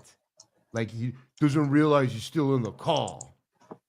So he takes his fucking pants. Dude, it's an epic. I gotta find it. What is this? Wait. Explain that he an was taking his MLC pants episode. off. Where? He's on Zoom court. We're watching him on Zoom court through MLC. And he finishes talking with the judge, pretends like he doesn't know he's still in the call, and starts taking his clothes off. That's crazy. Nothing shows, but they go, sir, you're still on camera, sir. Sir, Chad Zumach, Mr. Zumach. It's fucking great. I gotta get Was it. there a reason why he was taking his pants off? He's trying to be funny guy. Or And like this is in court. in court. Zoom court. He's at his desk in his bedroom. Oh, okay. Now I get it. And then Right.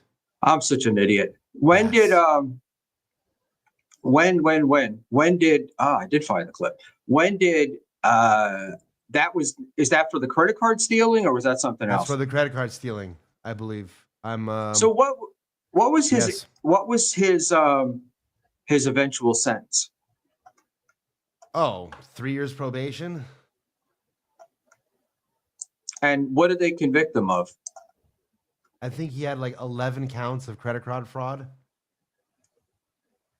And it all got tied into one charge, basically, or maybe only a couple charges. I got to brush up on it. I haven't looked it up recently. I kind of forgot, but it was like 11 charges of fraud. He used some of the credit cards. He got caught using it like In and Out or something, or not In and Out. I don't remember where exactly. Not In and I Out. do. Somebody put up a One veterans card. yeah. Somebody put up. Can I make a comment about veterans? I love our veterans, but I'm one. And we're not really that fucking special. I mean, some of these guys have got their asses shot off, but most of us, we just kind of did our time. So Time served. we gave it away. We gave away some time and whatnot, but it doesn't give us the right to be assholes, or it doesn't mean that a veteran's credit card being stolen is any better or worse than somebody else's credit card stolen. So That's true. I don't know. I was reading a guy who was talking about these super veterans. So interesting is that when the Vietnam War ended, I don't remember what year, right? But until December 31st of 1977, if you entered the military, you got a Vietnam era ribbon. Right. And what you're seeing now is, and I don't know if most people notice it, but what you're seeing now is these guys with these hats that say I got the hat. Vietnam era veteran and fucking all this like military gear and shit.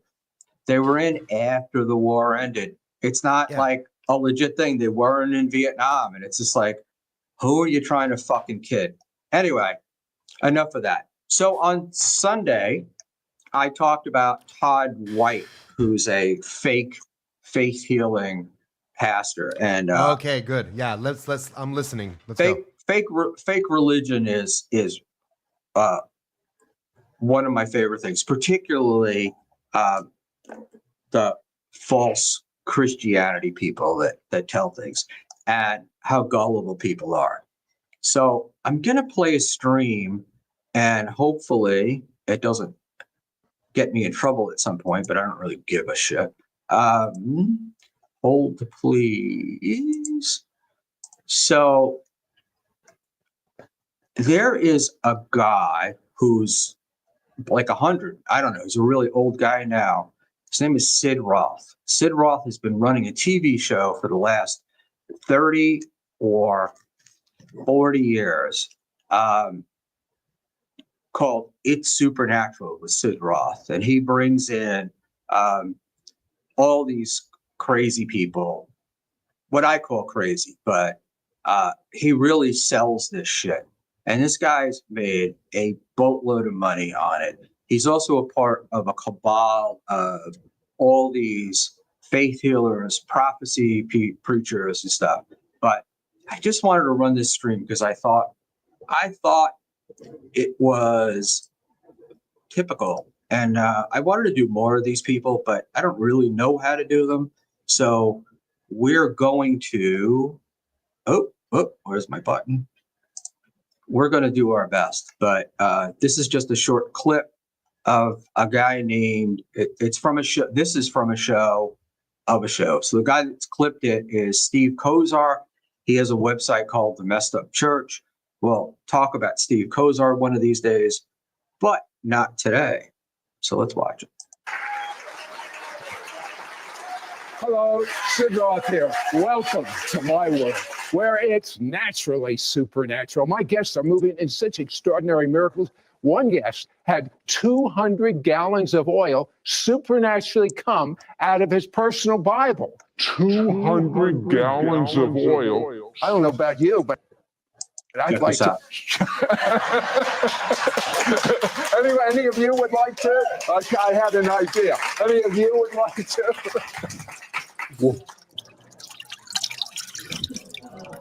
Anointing with this oil triggers outrageous miracles. In one of the So Sid goes on and oh my God, he just not covers, he blows this guy.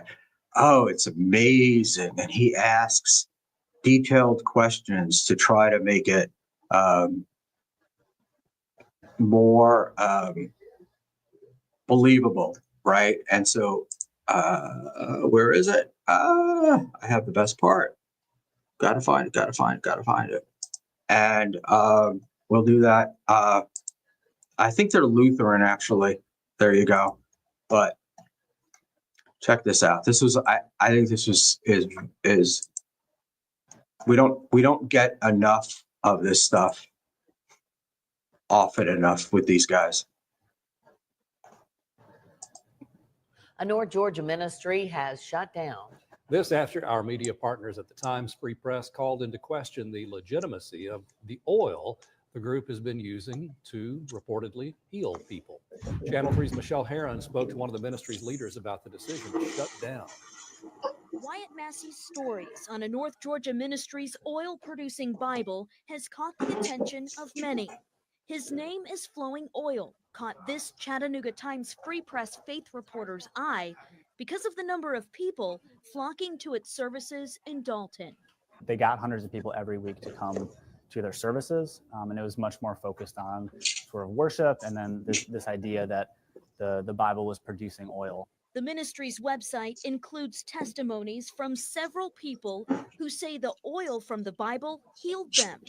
Massey says he started to look further into the phenomenon when he received a tip. One of the main leaders of that ministry was going to Tractor Supply in Dalton regularly and buying mineral oil. He had Tractor vials Supply, of the Jesus. oil from the Bible tested at UTC, and it matched the brand of mineral oil from the Tractor Supply in Dalton. The ministry has since shut down, but Jerry Pierce, one of the ministry's leaders, told Channel 3 he stands by the ministry's work and said while at one time he did buy mineral oil from Tractor Supply, he never mixed it with the oil produced from the Bible. No. He declined our request for an interview, but did say he disputes Massey's reporting. So he didn't just buy some mineral oil from Tractor Supply. He bought hundreds and hundreds of gallons of mineral oil from Tractor Supply. So either something else was going on in that church with that mineral oil, or these guys were doing something with it. I always love when these guys get caught. These people were selling, I'll say selling, they were doing it for donations, anywhere from $5 to $25. And they provided over 210,000 vials of mineral oil, of this spiritual oil, to people who wanted to get saved. And they got it's just insane. So I'm always happy when they get caught, and I am saddened by, 5 minutes after they get caught, somebody will just start up all over again. Yes, MBS, they are just making an honest living. It's sad, man, because it's like, you're touching people when they're most vulnerable, and that's the thing. Like, how do you do that? Like, how do you believe that? In any event, I'm about to wrap it up. We did see that that his main appearance was on that Sid Roth show, and oddly enough, Sid Roth has wiped all mention of this guy. And there are a bunch of these that go on to that Sid Roth show, later on get ID'd as frauds, and Sid never mentions it. He just wipes them, just wipes away the old videos, and that's it. But in any event, so that's your religion news for the night. And I think I'm out of here. Unless anybody has any questions, I can go until 8:30. I wanted to say one thing, which was originally my thought was to just at Hackamania, because I'm planning on going this year. We'll see what happens. But Quadfather is supposed to be there. They were thinking maybe they'll be doing a BYB show, but that's not going to happen. And I was telling Quad, I was saying, hey, maybe, if you do end up showing up and they do show, we should do like that fake, try to get a faith healer to like heal Quadfather and see if we can get him to walk a couple steps like that Opie and Anthony episode where the crowd turned on him. I think that would remember be funny. the old, that was the old Gravy Legs episode. Gravy. Okay, I'm glad you brought it up. I want to know if there's video for that. I got to find it. I've never seen the video. I got to listen to it. Ann said there wasn't, because he was just relaying the story. But for those who haven't heard it, Anthony is a pretty impressive speaker. And they had a guy on stage. They would call him Old Gravy Legs. Gravy Legs. That's right. And he was in a wheelchair. And Ant was doing the preacher thing. And he was like, rise. I compel you to stand. I compel you. And the guy goes, got up and just falls flat. And then Anthony goes, all you could hear was, and then the crowd instantly flipped on him. They're out within 30, 40 seconds because it just got pandemonium ensued. So, the thing when you listen to, I listened to Opie and Anthony from the time they were on NEW through their serious time. And Anthony is just a funny guy. And in these situations, he just pulls stuff up. And the great part about it, he doesn't have to create any of them. They just get, he creates them as they're happening. So it's not like fake getting punched at a bar, right? He doesn't have to do the walk like and Gino, talks. like a fake getting punched at the bar, like Gino. Yeah. Well, I saw a video, but I don't know that I believe it. Maybe it was fixed. You're the conspiracy theory guy. You have to check the fingers to make sure there's 5 on each hand, unless it could be AI. We don't know. I know. My wife was showing me some video. She was like, "Oh, this is so sweet," and the baby had 3 arms. So I was like, "Do you see the kid's got 3 arms?" And she was very disappointed it was AI because it was a cute kid and a dog video. I got taken for a loop on one, which was a girl in the middle of the ocean on a boat, like hugging a polar bear baby. And I kept watching and thinking, okay, the polar bear is going to jump out of the water and eat them right now, right? But that didn't happen. It was just AI. What happened? Hellish. Oh, just AI. Nothing. Just AI cuddly video of a girl hugging a polar bear baby, but it looked so fucking real. And the chick was like she was sort of thick. So like it gave like the perception of like, an AI video might make a chick really skinny. I didn't think about it. It was weird. It was too real almost. You get the AI stuff as well. Oh, and almost every like dystopian science fiction novel I've read, it's like they use AI. They'll use AI video to mislead the masses. And even though they know, that's like the thing with this miracle oil, even though they know it's fake, people still fall for it and they still believe it. Project And, Bluebeam. That's what Project Blue. Yeah, Project Bluebeam is the fake alien invasion that the government is supposedly gonna enact onto society to make us think that there's aliens. Possibly Is that the one where the shutdown was just a test run to see if they could do it? Yeah, I don't know, but they like for the past 20 years the UFO community has been kind of split on this idea. Like people like Michikaku were like pushing this agenda of like, we need a one world government, we need to be unite under so that we can be inducted into the Galactic Senate and shit like that. And it's like, bro, stop trying to be a globalist and trying to pass it off as UFOs. Get the fuck out of my face. But it makes sense though, doesn't it? It makes sense. Not to me, but we like to think that Americans are dumb. Either. Not to me either. But it makes sense that you try to unite everybody. Like globalism would be like, like in order for us to be anyway, whatever. Go. They all grew up watching Star Trek and they think that that's the way it's going to be. And but we think Americans are dumb, but there are people running around some countries thinking that frogs are gay. They're turning the frogs gay. Yeah, like Americans are dumb when it comes to like the everyday American when it comes to like science and in like engineering and shit like that. Like we're not very good with our hands compared to the rest of the world because they've had to survive off of using their hands, but they don't really know, like recent century type of like theories and shit like that, maybe. And so in that sense, maybe we're culturally more refined, but definitely when it comes to using our hands or like the logical parts of our brain, Americans are fucking retarded.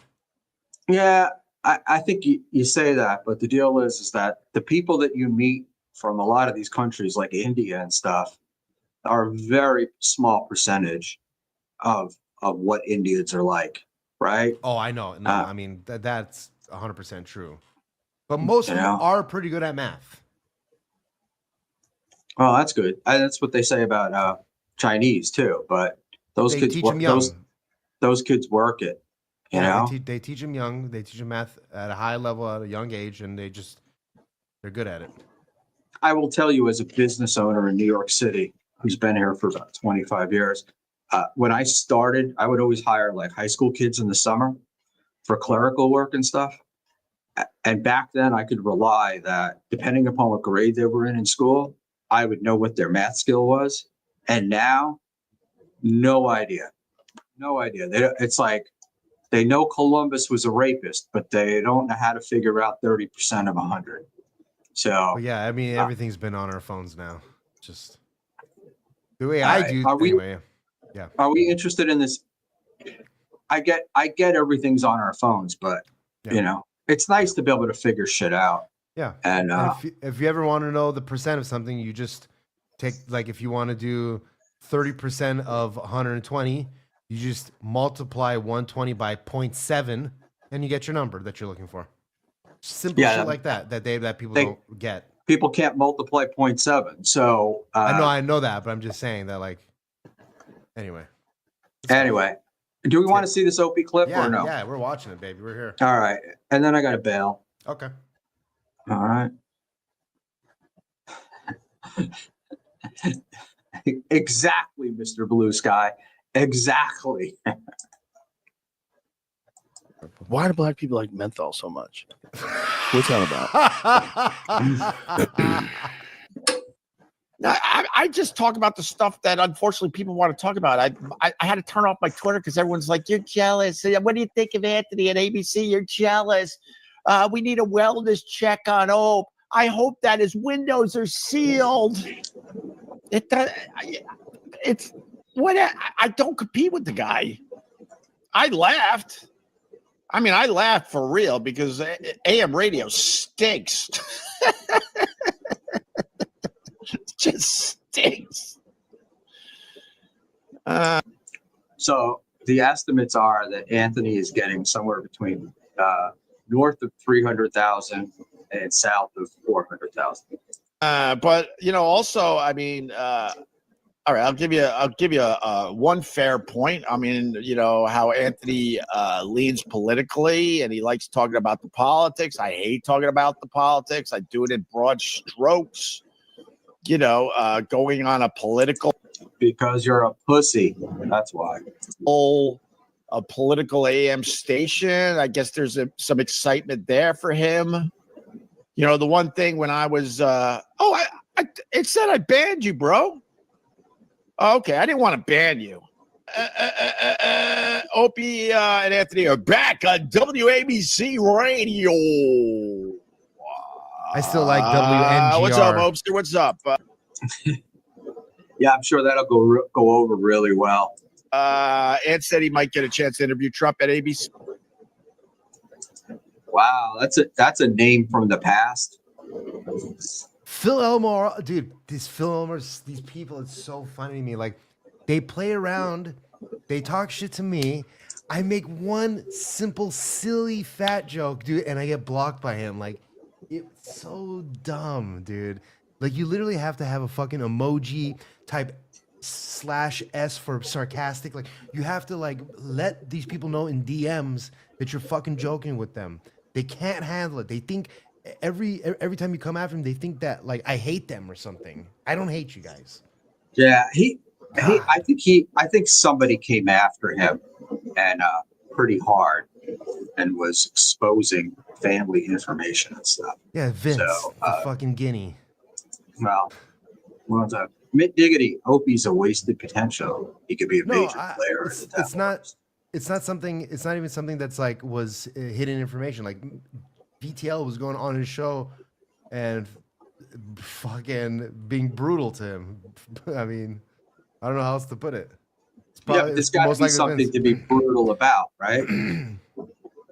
Like, yeah, but I'm not even joking when I say this. Back in 2006, I knew about Phil Elmore because I used to be on this forum called ninjashoes.net, and it was like there were all these MMA forums I was part of, like Iron Fist, like all these random ones, and each one of these forums had like a review or like a thread of just clowning on Phil Elmore because he had these self-defense books that were just utter garbage, and people knew back then. So when I heard his name come around, I'm like, Phil Elmore, where do I know that name from? And then Cardiff showed, or VTL, one of them showed the booklet, and I'm like, I remember that booklet, dude. He's the original McDojo Life. He's written a lot of stuff. I'm actually friendly with Phil Elmore because, of course, I am, and I've been trying to get him on the air, and he just won't do it. You're muted, Dave. No, I know. He just won't do it. This is yeah. I don't even know if he's still doing a show anymore. No, he doesn't. He hasn't done a show in like 2 years. Okay. Typical Peter Sky Parker judging someone for the way they sound. He is the audio man. I mean, he's the audio guy, but when I asked him for help, he's like, "Oh, you're fine," you know. Well, you don't need help. You're fine. Mint Diggity. I have tried every way from Sunday to do it. I've even offered to do it, record it, and then play it later. But he doesn't want to do it. And his explanation actually makes sense to me, which is that he doesn't seem to be able to do it just a little bit. When he gets into it, it becomes consuming. Sure. And he just can't get it out of his head. And he writes for a living. So clearly. All right, and block this, and then you punch here, and then you take a knife and you he writes. I want to know how you write. I like Phil. Like, Phil's an intelligent, articulate dude, just like Adam Bush, just like Liam. It's just that these people they need the co-host of the shows that they're on to be like a certain type. Like, Adam Bush is not interesting with Carl. Adam Bush, however, is very interesting with Stuttering John because because Stuttering John has a tough time when somebody doesn't match their energy and comes and is always 100% logical and it's too much for Stuttering John to handle. So it's like it makes a beautiful beautiful show. Phil Elmore is kind of that Adam Bush, like very milquetoast, logical type of a guy, but he's very monotone and he's very, so to me, I He's think thoughtful and he's not quick, right? Like he doesn't snap out his thoughts. Sure, It takes him a long sure. time.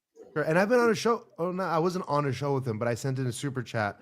But anyway, like that's just how I think. Like Liam is kind of this guy, and Liam, I like Liam a lot, but Liam does need like a KB type of character to like show the difference in a like to make good content because too much of the monotone is not good. You need the monotone and the yelling basically to make it some kind of interesting so that they work off of each other.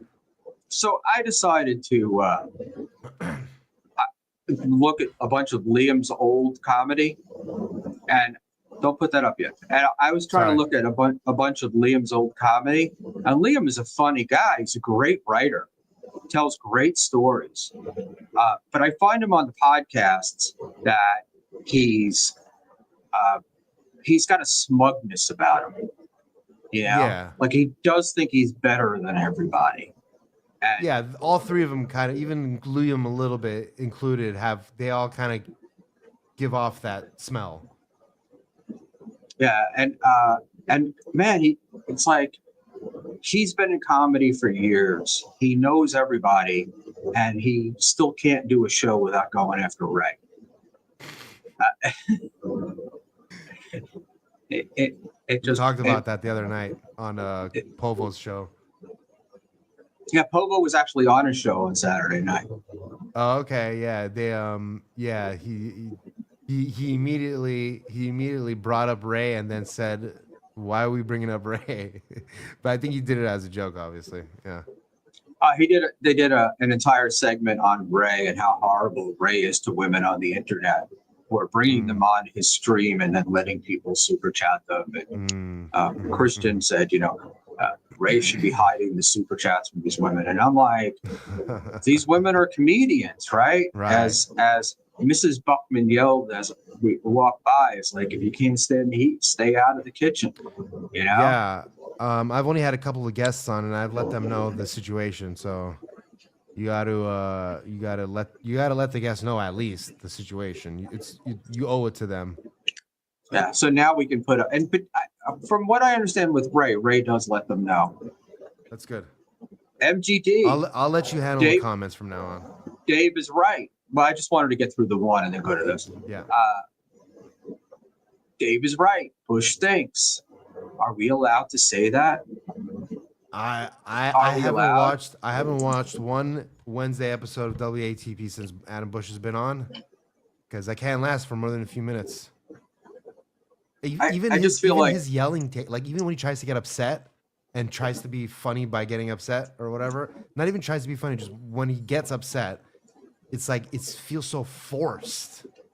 But it's a lot of too much even keel, and you can tell producer Chris looks very bored, and it's not the same feel than even with Trucker Andy or some other people. I love Carl. I think Carl is fantastic, but Carl laughs at everything that Adam says. I know, he's such a ball washer, and people talk about me being a ball washer. Oh, that's such an important point there, Adam, that you bring up. I know, it's gross. And I laugh. All right, I don't want to, Mr. Blue Sky, MBS. I like Adam Bush. I think Dave and I both like Adam Bush, but I think we think he's in the wrong place on WATP. Yeah. Dude, I honestly think I really, really wished he did more episodes with Stutcho. I think he dropped the ball big time by going directly to WATP and could have really done well, because that was a good episode with Stutcho. Right. Stutcho looks very uncomfortable. And that was around the time when you and I did one of our first streams. And that was one of the first things we said about it. Because when he said to Stud Joe, "You're like Eric the actor, right?" Yeah. Or Eric the midget, whatever his name was. Like, Stud Joe did not know how to react to that. I know. And it was like, it was just this confusion in Stud Joe's eyes. But Adam, it's a perfect, even keel, I'm not making fun of you. I'm not trying to embarrass you. I'm just presenting this to you. But John didn't know how to deal with it. I know And exactly.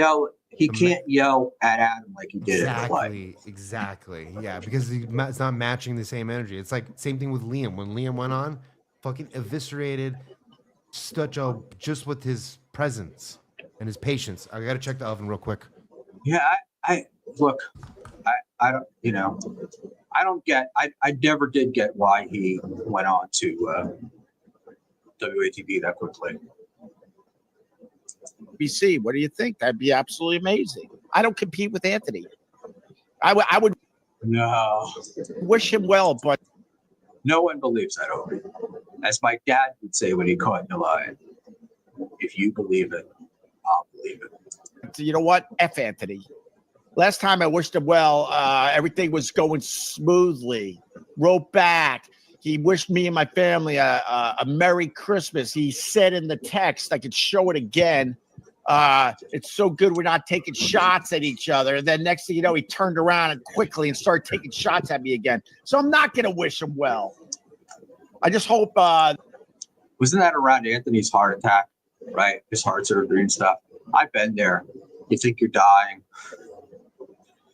You want to make amends with everybody. You want to go out nicely. And then you live and you go back to being the same asshole you were before. That now that he's on, I mean, all kidding aside, I think going to AM radio is kind of stupid and bogus, considering where the world is with podcasting and satellite radio still king. The podcasting, the thing that you failed at. You had a Westwood One deal and failed at it. And FM, which is kind of falling apart, is above AM radio. The fact is, he'll be talking to a lot more people than me. And if it helps stroke his stupid ego, my thought is if it strokes his ego enough, he'll leave me the F alone finally. So that's what I have to say about that. But I'm not wishing him well because every time I wish him well, he'll run me back. Oh, thanks, man. Appreciate that. Appreciate that. And then the next time he goes on some low-level live stream, because he's unprepared, he goes and attacks me. Go ahead. Goes and attacks me. Anthony's just a nice guy. I mean, I don't know how to explain it. And he really enjoys what he does. And that's why he goes on streams. Like he goes on Schmuel because he enjoys going on Schmuel. He went to DabbleCon because I'm sure he got paid. He got paid well. But he enjoys doing it. And that's why he did it. And I don't care about what Papa Brennan says. Legion of Skanks is a pretty big thing in this world now, in the comedy world. And so why wouldn't Anthony do it? And then Anthony goes on with Jimmy, and weeks of content came out of that, right? And very little of it, if any, was opening. Zero. Opie. They didn't talk about Opie one time on that podcast. Yeah, I'm a Anthony Ball washer. I've been forever. My biggest criticism of him is the sentencing of Gino Bisconti and Chrissy Mayer and the rest of the crew, which is if you're gonna set the sentence, then you gotta swing the sword. And he's kind of a little bitch move, but forgivable, I guess. Yeah, look, I thought it was a bitch move too, but it was what it was. I can't believe that anybody was surprised that it happened, but to say, oh, I don't like conflict, I don't want to do this,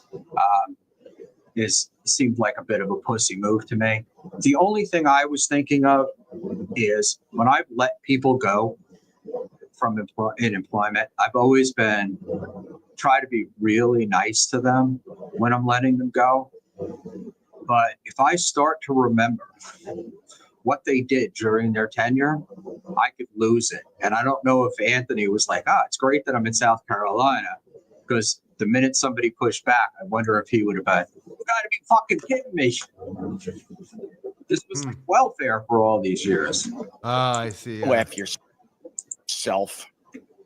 Made the mistake, I guess. Jim Norton's on Twitter.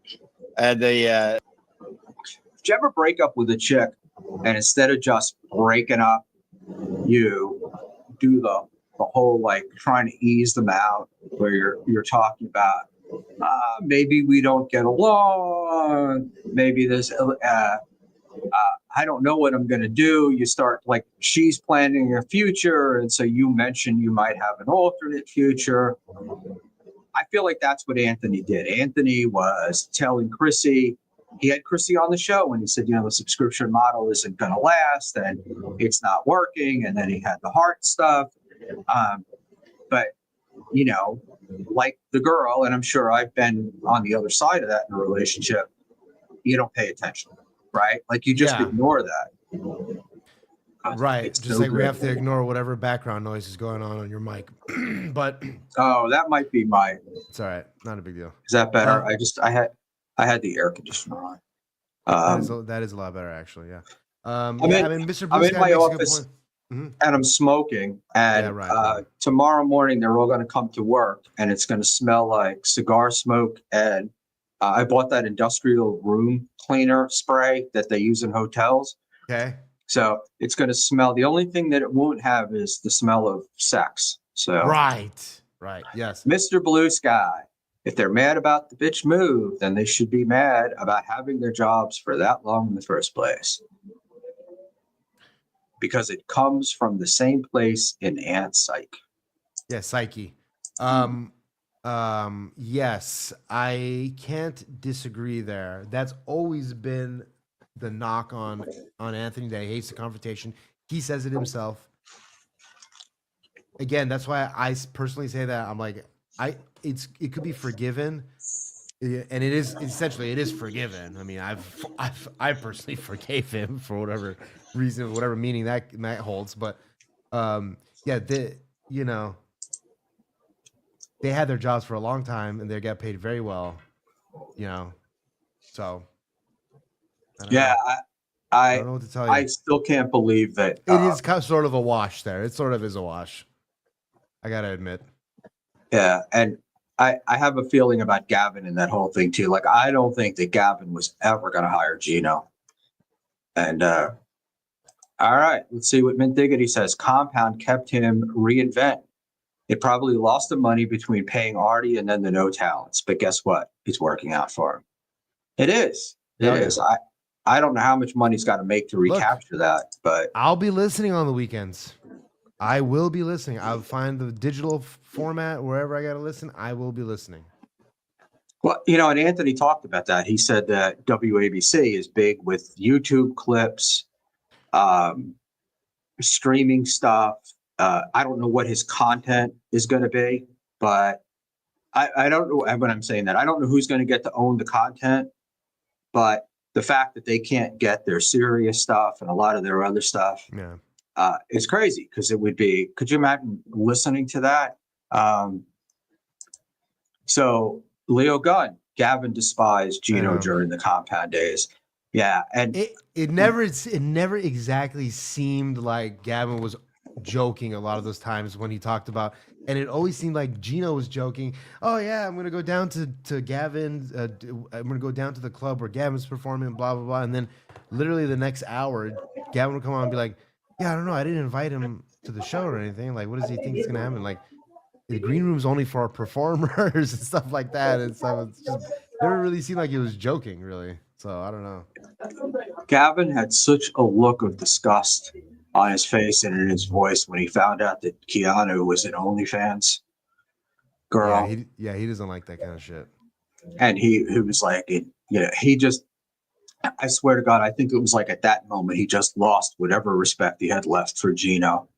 So let's get back to the Opster here. And then I want to leave in about 10 minutes. All right. In the comments, they say, this is just like an Opie video, but in Syracuse. I said, no, it's not. I said, this video's god awful. Of course, it had like 100,000 views or something, but it was basically Jimmy in a hoodie in cold weather in Syracuse talking about, oh my God, how does anybody live here? How does anybody live here? 100,000 views. Go F yourself. Go. I think that to me is the key in understanding Opie. Opie's not mad at Jim. He's mad at you and me for not finding him interesting. And I think in his mind, he's the most interesting man on the planet. And he just doesn't understand how people don't find him interesting. So let's do this. Go to Mint Diggity, my friend. Mint Diggity, I talked about it before. And getting a corporate job with that Twitter feed is crazy, but no one says it. But leaning into the racist boomer worked out, LOL. Man, I wonder how much John Castimedes, the old Greek guy who can barely breathe, knows about this. And people have been saying lately that that Anthony has been cleaning up his Twitter, that he's been deleting a lot of stuff. And I have to be honest, I couldn't tell you. I'm an Anthony fan. I love Anthony, but I muted him on Twitter because the racist, anti-Semitic stuff, his views on politics, a bunch of that shit was just too simplistic. And it was like, when I can't tell the difference between somebody trolling and being real, I can't watch them anymore. Like, where does the character end? Where does the person start? I don't really know. And Leo and Gino refusing not to press charges on Pat also pissed Gavin off. That's why Pat went to censored, but Gino didn't. I was under the impression it was the other way around. I thought it was Gavin was pissed off that Gino did press charges against Pat, and he didn't handle it like a man. Not that walking into a bar and sucker punching somebody is handling it like a man, but I really feel like what do you call it? That was, I really thought that's what the Gavin thing was all about. So I thought it was like he's got an OnlyFans girlfriend, and then he's like a pussy when it comes to this getting hit thing, and I know if I've read Gavin's books, and Gavin's gotten himself in a lot of situations where he could have done things and he just chose not to. There we are. Leo Gunn. Yes, that's what I meant. He wanted Gino to drop the charges. Yes. So, by the way, as we're learning in the steel toe thing, Gino really can't drop the charges, but he can not cooperate, and then the charges drop themselves. But once it gets in the hands of the prosecution or the district attorney or whoever, it's up to them whether to do it or not. And I'm laughing because we were pretty high for me in a viewer count, and once I did that Sid Roth thing, it fucking fell off a cliff. Oh, F yourself. Good morning, GH and Squad. Good morning, Greg Buell. John Legge. Anthony said he was offered more than $300,000 for WABC, and he will do a solo show, so he doesn't have to pay anyone. You were only offered $40,000. You know, Anthony's lying. He's simply lying. WABC does not have 300,000. I would like to say the difference between when Opie got offered money and when Anthony got offered money is WABC just let go their three biggest talents, which were Anthony Weiner, Curtis Sliwa, and some other guy, Italian name, can't think of it, Moreno, something like that. They decided to run for office, and Castimedes was not going to put up with them running for office and him having to get involved in fair, what is the word that I'm looking for, with politics? it's not fair use, but it's like fair coverage. You know, if you have a politician on, and Right. you have to have, Yeah. You have to have equal amount for the other side. Yeah. I forgot what it's called. I know we're two geniuses, and the fact that a restraining order was granted meant Anthony cooperated. Oh, I agree with that, but I thought that was all like in the very beginning, and so it was like it had all that shit had already been done. So, it is called equal time. That is what it's called, equal time. Very nice. Thank you for the chat for not getting it. Pulled it out of my old ass brain. $1,000 for Anthony. But whatever, man. Whoa, what was that? Oh, my phone. A lot of people are asking, are you jealous that Anthony Cumia is back on radio? And my thought is this. After 11 years since Anthony ruined the best radio show in America, the Opie and Anthony show, he's the reason the show ended because he couldn't help it with his stupid racist crap. After 11 years of running a small-time media company into the ground where he was bleeding money, Anthony Cumia is making his triumphant return. Opie, better to have tried and failed than to have never tried at all. Turn to part-time AM radio, and I'm supposed to be jealous. No. Pause it one Of second. course I'm- You know what's funny too is because Cumia responded to this exact tweet, this exact chat on another clip. I think maybe Stallion clipped it or not. I'm not sure, but basically it's Cumia talking about how the super chatters / the chatters rile him up so much they lie about him, and then Opie just assumes what they're saying is true and then goes off on the lie. So it's like Anthony never said anything about money, never said anything about $300,000. It's fake stat. All of it's fake. Is it? Yeah. And he He talks even about had this, me but- saying 300,000, so they got No, me that's- too. I know that, but that's what I'm saying. Like Opie takes this and he's like, it comes now. Who knows? Maybe it was Doom in somebody else's channel pretending to be Compound Media, saying, "I'm going to make $300,000." Blah blah blah blah blah. But and then this John Leggy ran with it, but Yep. chances are it's just literally just to rile up Opie, and then he just believes it, and then goes online and says, why do you believe everything you hear online? It's retarded. And I don't know if you heard what I said earlier. I just think Opie is mad at the audience because we don't get Opie. He, he's less mad. He's less mad at Anthony. But the other thing too is if you remember, and I guess it still goes on. Like Opie thought he was the radio genius and was the linchpin, and yet he didn't. Fuck, I didn't put the garbage out, and I think the garbage truck just drove by. He was the linchpin to the show, and he was going to, it all relied on him.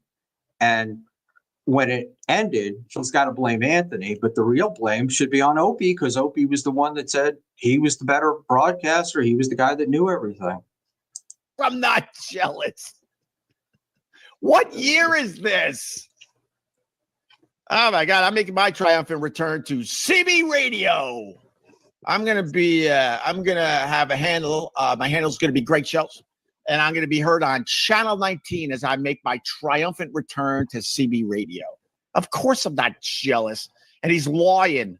He's not making $300,000 at ABC. That 300 grand really burns him up, doesn't it? It does.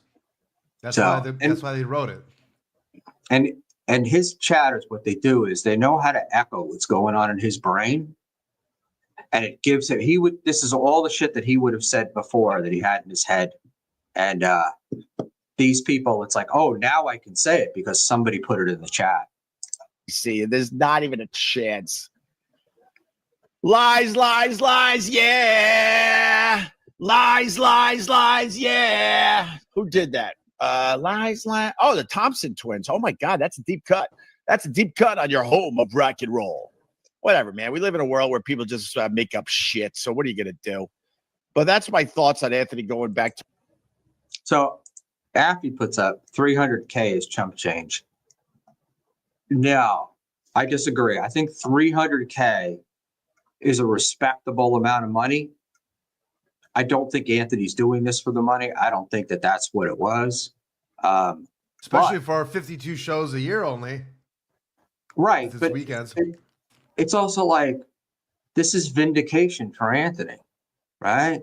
And it's been said over and over and over again. Opie's shows get no views. The only time he gets views is when he talks about Jimmy and Opie. I'm sorry, Jimmy and God, Anthony and Sam. I was trying to pull up that other name, you know.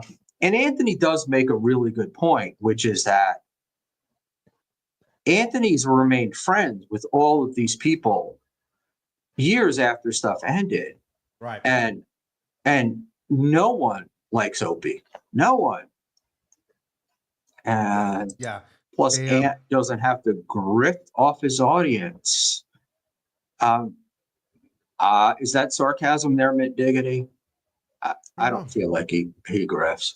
I mean, he's been a righty his whole life, it seems like. But the with Opie, yeah, fuck, I forgot what I was gonna say, but okay, yeah.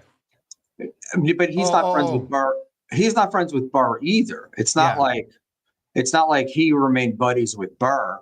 Burr just moved on, but you know, Burr doesn't need them anymore. Right. So, and I don't blame Bill Burr. You know, I'm married to a black woman. Anthony's going nuts on these people. Why would I be friends with him? Back to radio after 11 years. 11 years after blowing up the Opie and Anthony show because he couldn't help himself with his race crap. After 11 years of a failed small-time media company, he's going back to AM radio, and I'm supposed to be jealous. No, and no. All right. All right. We're gonna wrap this fucker up. Dave. I'm happy to stay on, but I need to keep these shows. I wanted to keep it to an hour and a half, and it's already 2:16. Okay. So I'm gonna read Mint Diggity. No, I'm just taking shots at Dabbleverse Comics, shitting on him for going back on radio. The way these guys shit on each other blows me away.